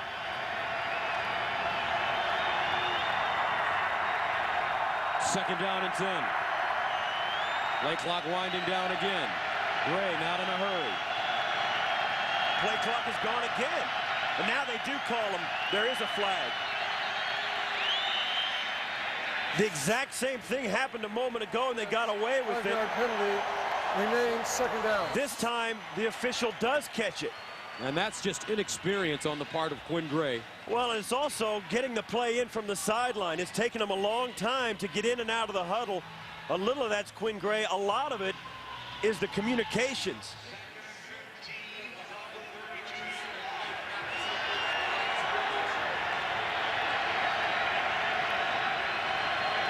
Second down and 15. Still breaking the huddle, Gus, with 12 seconds left on the play clock. That's not fast enough. Gray has the clock right in front of him. Out of the shotgun, Gray down the seam for Jones. Incomplete. Broken up by Greg Wesley. Matt Jones doing a nice job knocking that football away. Wesley was going to come down with it, and Matt Jones turned into a defensive back. This is a pretty good throw up high where Jones could get at it, but Wesley going way up after it. You see there how close that was to being a big play for both teams. Jones, 5 catches, 104 yards. 3rd and 15 at the 32. They need to go to the 47 for a 1st down. Here comes the blitz. Now Kansas City backs out of it. Gray rolls out of the pocket. Just throws it up, and it's incomplete. And you have to punt it away here. 10 minutes to go, you've got to punt it away. Hope your defense gets a quick stop and hope for the best, but there's no question you can't go for it on 4th and 14 in your own end when you got to win this game. You got to punt it away and get the stop. So Chris Hansen stands at the 17-yard line. Dante Hall backpedaling from the 25. And Hall driven down at the 24. Tackle on special teams made by Kenny Petway. 43-yard punt, 3-yard return. Back after this. So now this game becomes all about Kansas City. Larry Johnson, power running. Larry Johnson now leads the league in rushing over LaDainian Tomlinson with 1,750 rushing yards. But LaDainian Tomlinson plays this afternoon, later on. against And I'll tell you what, Arizona. it's interesting, Gus. If I'm Carl Peterson, the general manager of the Kansas City Chiefs, I make sure that the Jet Oakland score is flashed up on the scoreboard here in Arrowhead. You want to completely deflate Jacksonville if you can by letting them know with no uncertainty that they can't make the playoffs. First down and 10 at the 38. Johnson again. And Johnson tackled up high at the 40-yard line. They just did right across the way. They flashed in huge letters the Raiders Jet score. Johnson has set the all-time season rushing yardage record for the Kansas City. And with that run, Larry Johnson with his 24th career 100-yard game, 11th this season. He's the first Kansas City running back to record 11 100-yard games in a season. 1,700 yards, 2 seasons in a row is enormous. Second down and 8. New franchise record. And some movement on the left side of the line. Jordan Black, the left tackle. Start. Offense, number 65. 5-yard penalty. Remains second down. I'll tell you, Gus, you talk about Larry Johnson and the season he has had for the Chiefs. Not only has he had a great season, he's had 2 of them back-to-back, taking over for what was a guy who was venerated here in Kansas City, Priest Holmes, who was a great player. Larry Johnson taking over for him after his injury has not looked back. He has taken over, and he is the man. Second and 13 at the 35. Green to the sideline. Beautiful. Pitch and catch. Eddie Kennison has been spot on today, catching that one in front of Rashean Mathis, a 22-yard pickup. But back to Larry Johnson. Let's take a look at his story a little closer. Young man out of Penn State, and this is what he's done. I mean, those are the 2 seasons back-to-back. He broke his own record just a moment ago by going over 1,700 yards. This is I'll tell you what, this is a long and storied franchise, and to put yourself at the top of that list and this franchise says a lot about your football ability. First down and 10, draw play, Larry Johnson. And Johnson goes down at the 35. Ingram hauls him in. It's a gain of 8. And I'll tell you too, Gus, this is a team game. It's the consummate team game. But when you've got a guy that can lead the National Football League in rushing, everybody wants it for him. The offensive line, the quarterback, it means a lot to him personally. It's something that you carry. It's like winning a Heisman Trophy. It follows you for the rest of your life that you led the National Football League in rushing. Second and 2, the pitch. Johnson this time won't go anywhere.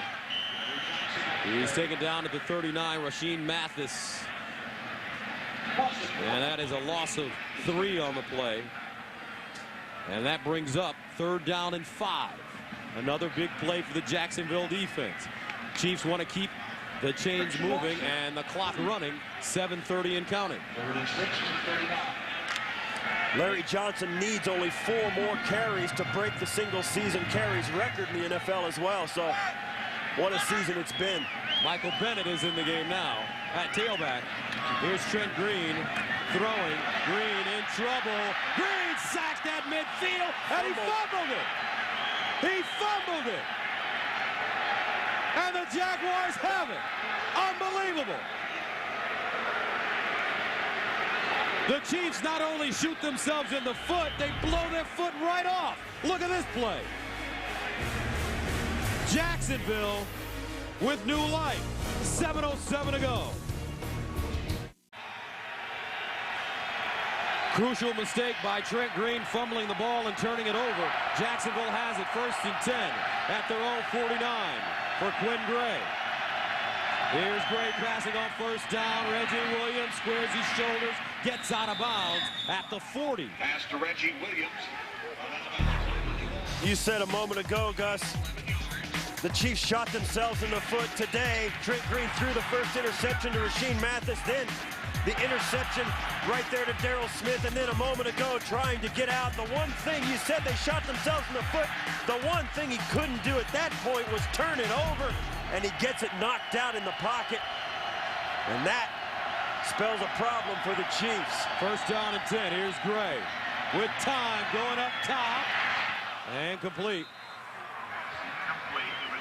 Let's update the Pitt-Cincinnati game. Here's JB in New York. Hey, Gus and Steve, Cincy trying to do its part here against the Steelers. Palmer back hooking up with Tony Stewart, drills it, complete for the touchdown. It is now 17-14, Cincy late in the fourth over Pitt. Gus and Steve. All right, also Tennessee starting to come back against New England at home. 26-23. Both of those games, bad news for this man, Herm Edwards. 2nd and 10 at the 40, but Edwards has to help himself first. His team has to win today.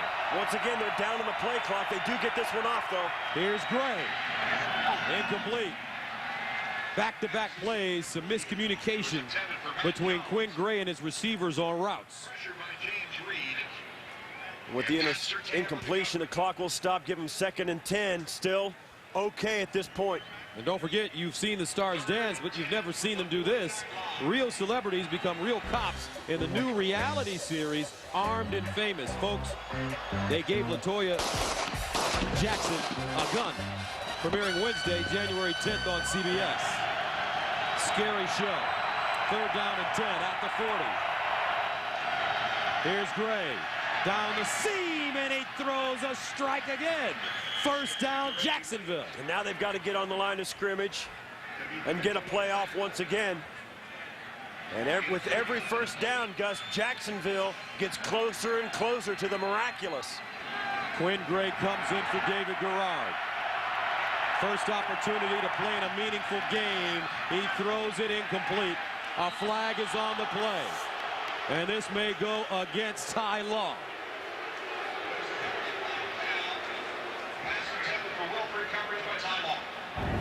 Pass interference, defense, number 24. Automatic, 1st down. Ty Law already making a big play for the Chiefs, setting up one of their touchdowns, trying to jump that route. You'll watch here as he comes in. He went around him a little early. I don't know. That's a tough call if you're Ty Law. You got there almost simultaneously, and you did it with the right arm. The correct arm, I mean, reaching across the receiver to try and knock it away. That's a tough call. 1st down and 10 now at the 20-yard line for Gray and the Jags. Down 35-24. Here's Gray in the shotgun, pumps, throws it in the end zone, and it is intercepted. Greg Wesley, but a flag is on the play. Quinn Gray got stretched in the backfield. Personal foul, roughing the passer, number 69. Picked up the quarterback and landed with full body weight. This penalty be assessed half the distance to the goal. Automatic, 1st down. Jared Allen. And here's the penalty. Quinn Gray's going to step into it. Jared Allen, the 3rd-year pass rusher. This guy has a lot of sacks, and what happens is they're not allowed to land on top of the quarterback like that. And I'll tell you what, it would have been an interception, and the Chiefs fans aren't going to like this because Trent Green's taken a couple of shots himself on scrambles that the crowd didn't like, and now this one goes against him. That's an awful call, and the officials have done a terrific job today. But that one, awful. 1st and goal at the 10. Gray. Draw play, Jones drew, and Surtain grabs him and holds him up. No gain on the play. Let's take another look at the unnecessary roughness call. Now he doesn't take a full step, but the difference is when he drives him through the quarterback and then lands on him, that's illegal. You gotta wrap him up though, Steve. We saw what happened with the Giants and the Tennessee Titans. Here's Gray. Gray dumps it off. His tight end, Reister. And Reister goes down at the 5. Page with the tackle. And Jack Del Rio still trying to get back in this football game. Quinn Gray got him down close with the aid of that personal foul. 3rd down goal at the 5. What do you do here, Steve? Is this 4-down territory? No question. Draw play, Jones drew, touchdown Jacksonville. What a bowl game here in Kansas City. And all of a sudden, we've got a 5-point contest.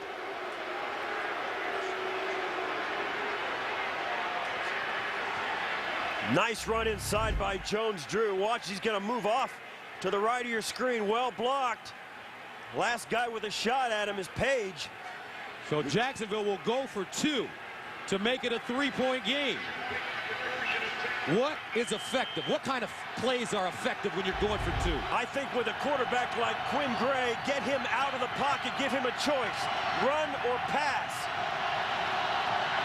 Two-point conversion to make it a three-point game. Gray drops the snap.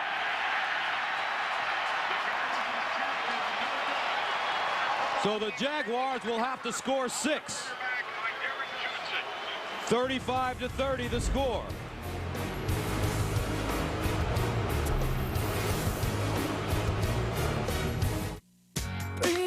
No, I think you kick it deep, go tackle him, and make him move the football. It's 5 minutes left in the game, plenty of time to get a stop defensively. And they do kick it. Dante Hall from the 8. And Dante Hall goes down at the 28.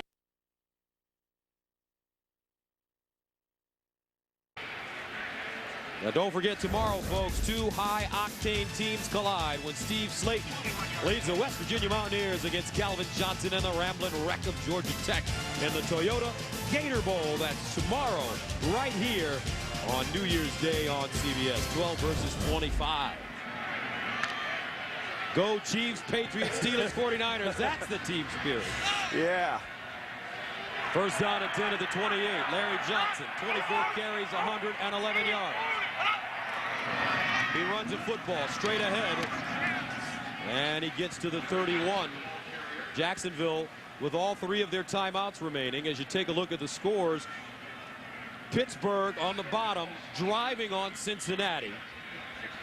New England holding on to a 3-point lead over Tennessee. Kansas City needs Cincinnati and Tennessee both to lose or tie. And they need to win this game. And then later they need Denver to lose their game against San Francisco. 2nd and 7 at the 31. They hand it off Johnson again. Larry Johnson. Ingram with the tackle, and Larry Johnson has had a heck of a day. A long day, but a productive one. He started out with the touchdown early on over the top. A touchdown around the left end, and then another touchdown around the left end again. And a record-breaking run right here. Breaks his own record for the Chiefs. And a couple of more carries, Gus, and he needs 1 to tie Jamal Anderson's record. But it's 3rd down and 6. A lot of time left. And they're going to throw it. Flag on the play. Green pulls it down. Green wants to run. And is he going to get it? I don't know. He got it. But there is a flag. Trent Green, who has had nothing but horrific ends to the scrambles he's had during the day, dives in enough for the first down, which may have a bearing on what this penalty ends up being. It could be a false start or an offside. We had a false start at the bottom of the screen on one of the receivers. Offside, defense, left defensive end in the neutral zone at the snap. This penalty has been declined. Result of the play, first down. At the far side, right there, right in front of you. At the near side, actually. It looked to me like one of the receivers for the Chiefs actually twitched on the Chiefs sideline. And Pittsburgh and Cincinnati now tied at 17. That game with 1:03 left looks like overtime might loom, and the Chiefs, if they can hang on, may get a chance to see the end of that game. First down and 10 at the 39. Johnson ties the record for attempts. One more and he breaks Jamal Anderson's record. Darrell Smith with the tackle. And is it important, Steve, a rushing attempts record? You know what, I think it is, because it says something about the guy. I mean, you look at a guy like Larry Johnson, 410 rushes, never missed a snap.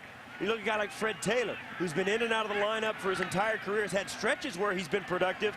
But this guy is a war horse, and you can depend on him to show up every week. And looks like this will be for the record. On 2nd and 2, Larry Johnson trying to go into the record books, and he does. And a first down in the process. Congratulations, Larry Johnson, who sets an NFL record for attempts during a season. That was his 411th.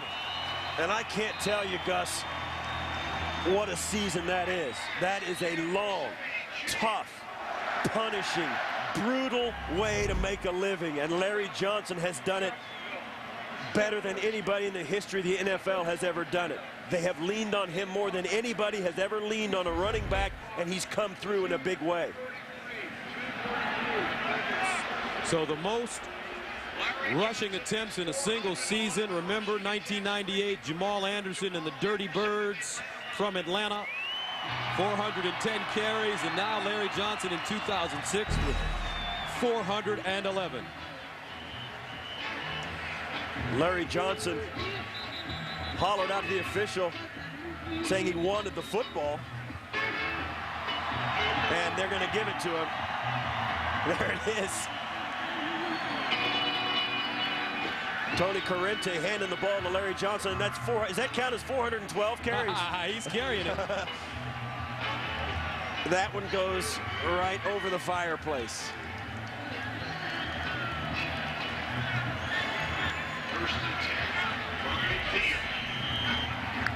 They're tossing around that. That'll go back to the equipment guy. He'll put a piece of tape on it, right on it, exactly what it is, and they'll paint a panel of that ball in a commemorative fashion. First down and 10. Johnson running, following his blocks. A flag on the play. Larry Johnson on the carry. There's a penalty flag. Tony Gilbert with the tackle. If our broadcast seems a little disjointed today, it's not our fault. The Kansas City Chiefs PR is going at half speed today because their key guy, Pete Morris, one of their key guys, Pete Morris, was delayed.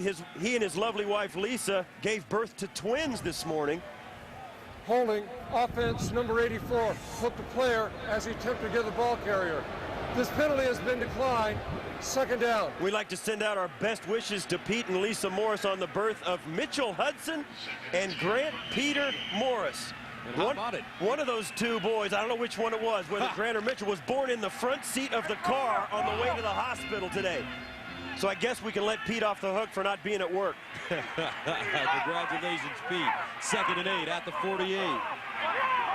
Michael Bennett in the game. They give it to him. Bennett with running room. First down. Fumble. Did he fumble it? Did he fumble it?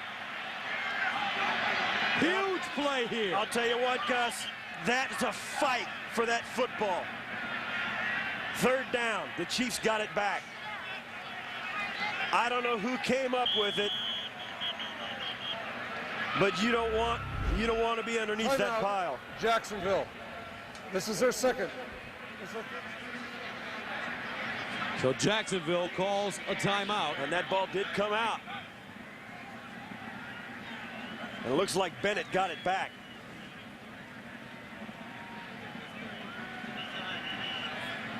Right there, the ball is out of his arm before he goes down, and it's in there, and you see there, Ingram is down there getting it.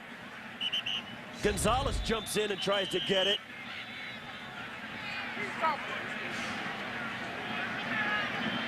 There's the football going into the equipment room.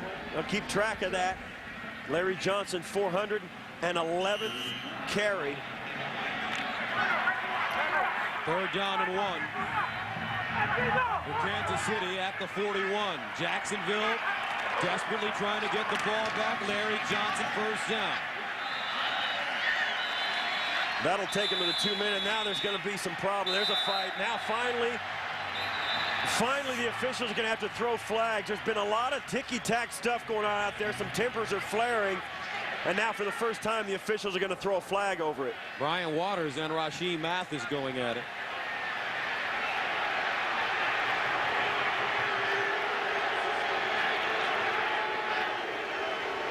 You can see there, it's tough to let go of a season you fought so long and hard to prolong. Herman Edwards all the way out in the middle of that scrum. Looks like John Henderson has his cap off, and the big fella is a little hot, a lot hot, as he walks off the field, as the officials try to sort this one out. You notice people step out of his way as he walks to the sideline. They're smart. You see what happens. This is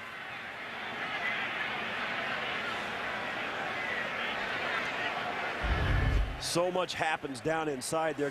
Guys talk to each other. Things get built up over the course of a game where he got away with one last time and then got away with another one, and I want to get back at him, and that builds up, and it just goes back and forth until here finally late in the fourth quarter things boil over. We have offsetting dead ball fouls at the conclusion of the play. Personal foul, unnecessary roughness. Defense number 98. Personal foul, unnecessary roughness. Defense number 98 on two separate acts. Personal foul, unnecessary roughness. Offense number 54. The result of the play is a first down. So John Henderson called for 2 penalties. Brian Waters, the left guard, called for the other. There's Brian Waters right there. You can see Waters gets caught by Rasheem Mathis, who caught him backing into him, not really like that. And Waters standing there. And now you see this is all after the play. Has reported eligible. And I never saw Brian Waters do anything that deserved a personal foul. So first down and 10 of the 38 now. 2:08 to play in the fourth. Larry Johnson. And Johnson goes down. That takes us to the 2-minute warning. 2 minutes to play in Kansas City. Chiefs holding on to a 5-point lead.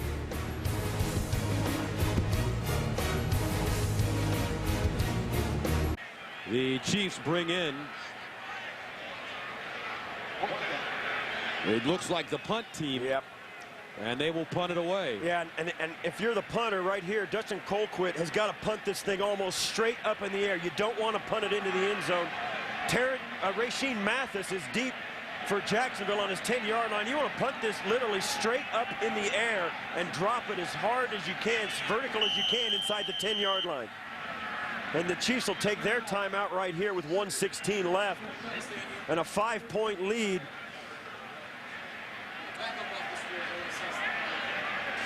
And folks, this is our final game of the season. We won't be going along into the playoffs as a team, and we'd like to say thank you to our producer, Vic Franken. You know, when you're working on a job and you have a great boss, you have a great leader, it makes coming to work so much easier. So Vic Frank, our producer, thank you so much for a great season. Also our director, Andy Goldberg, and Mark Grant, who provided the great pictures for you today and throughout the entire season. Our associate has a terrific future in front of him as a producer or a director. Brian Jagoda, our broadcast associate. So thank you very much, guys, as Trent Green comes back into the game. And thank all of our guys at CBS for making it such a great season. Trent Green back in the game. And they're going to try and get the first down, Gus, and if they do, they win the game right here because they can kneel down the rest of the way. On 4th down and 3. I'll give you one guess who's going to get this football. Larry Johnson. And that may do it right there. Oh, they drew him into an offside penalty. The question is, was it a legal shift? And it looked like, to me, it was.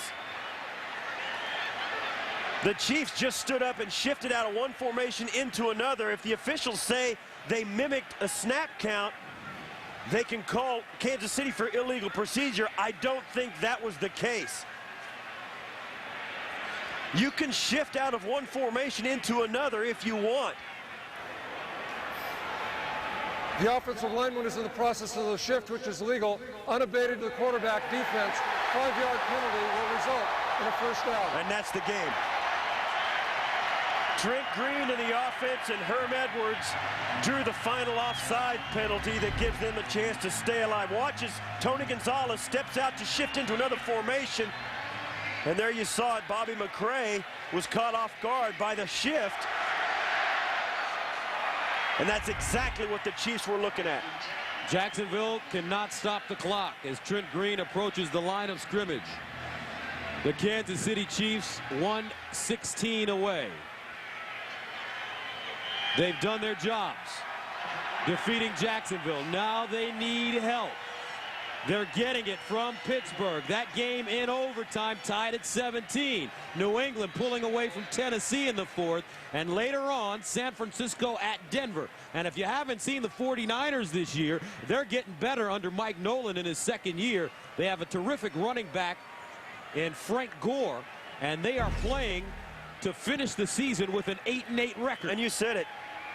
The 49ers are getting better. Denver is not. You're 100% right, partner. Kansas City has a ray of sunshine on a cold, snowy day. How about Quinn Gray, though? Congratulations, young fella. They know about you now in the NFL. 35-30 the final. Chiefs win it. They're still alive as the two coaches shake hands and make plans for golf during the offseason. Steve Tasker, thank you once again. Great season. Enjoyed it, Gus. I appreciate it. Great job. 35-30, folks. National Football League, best thing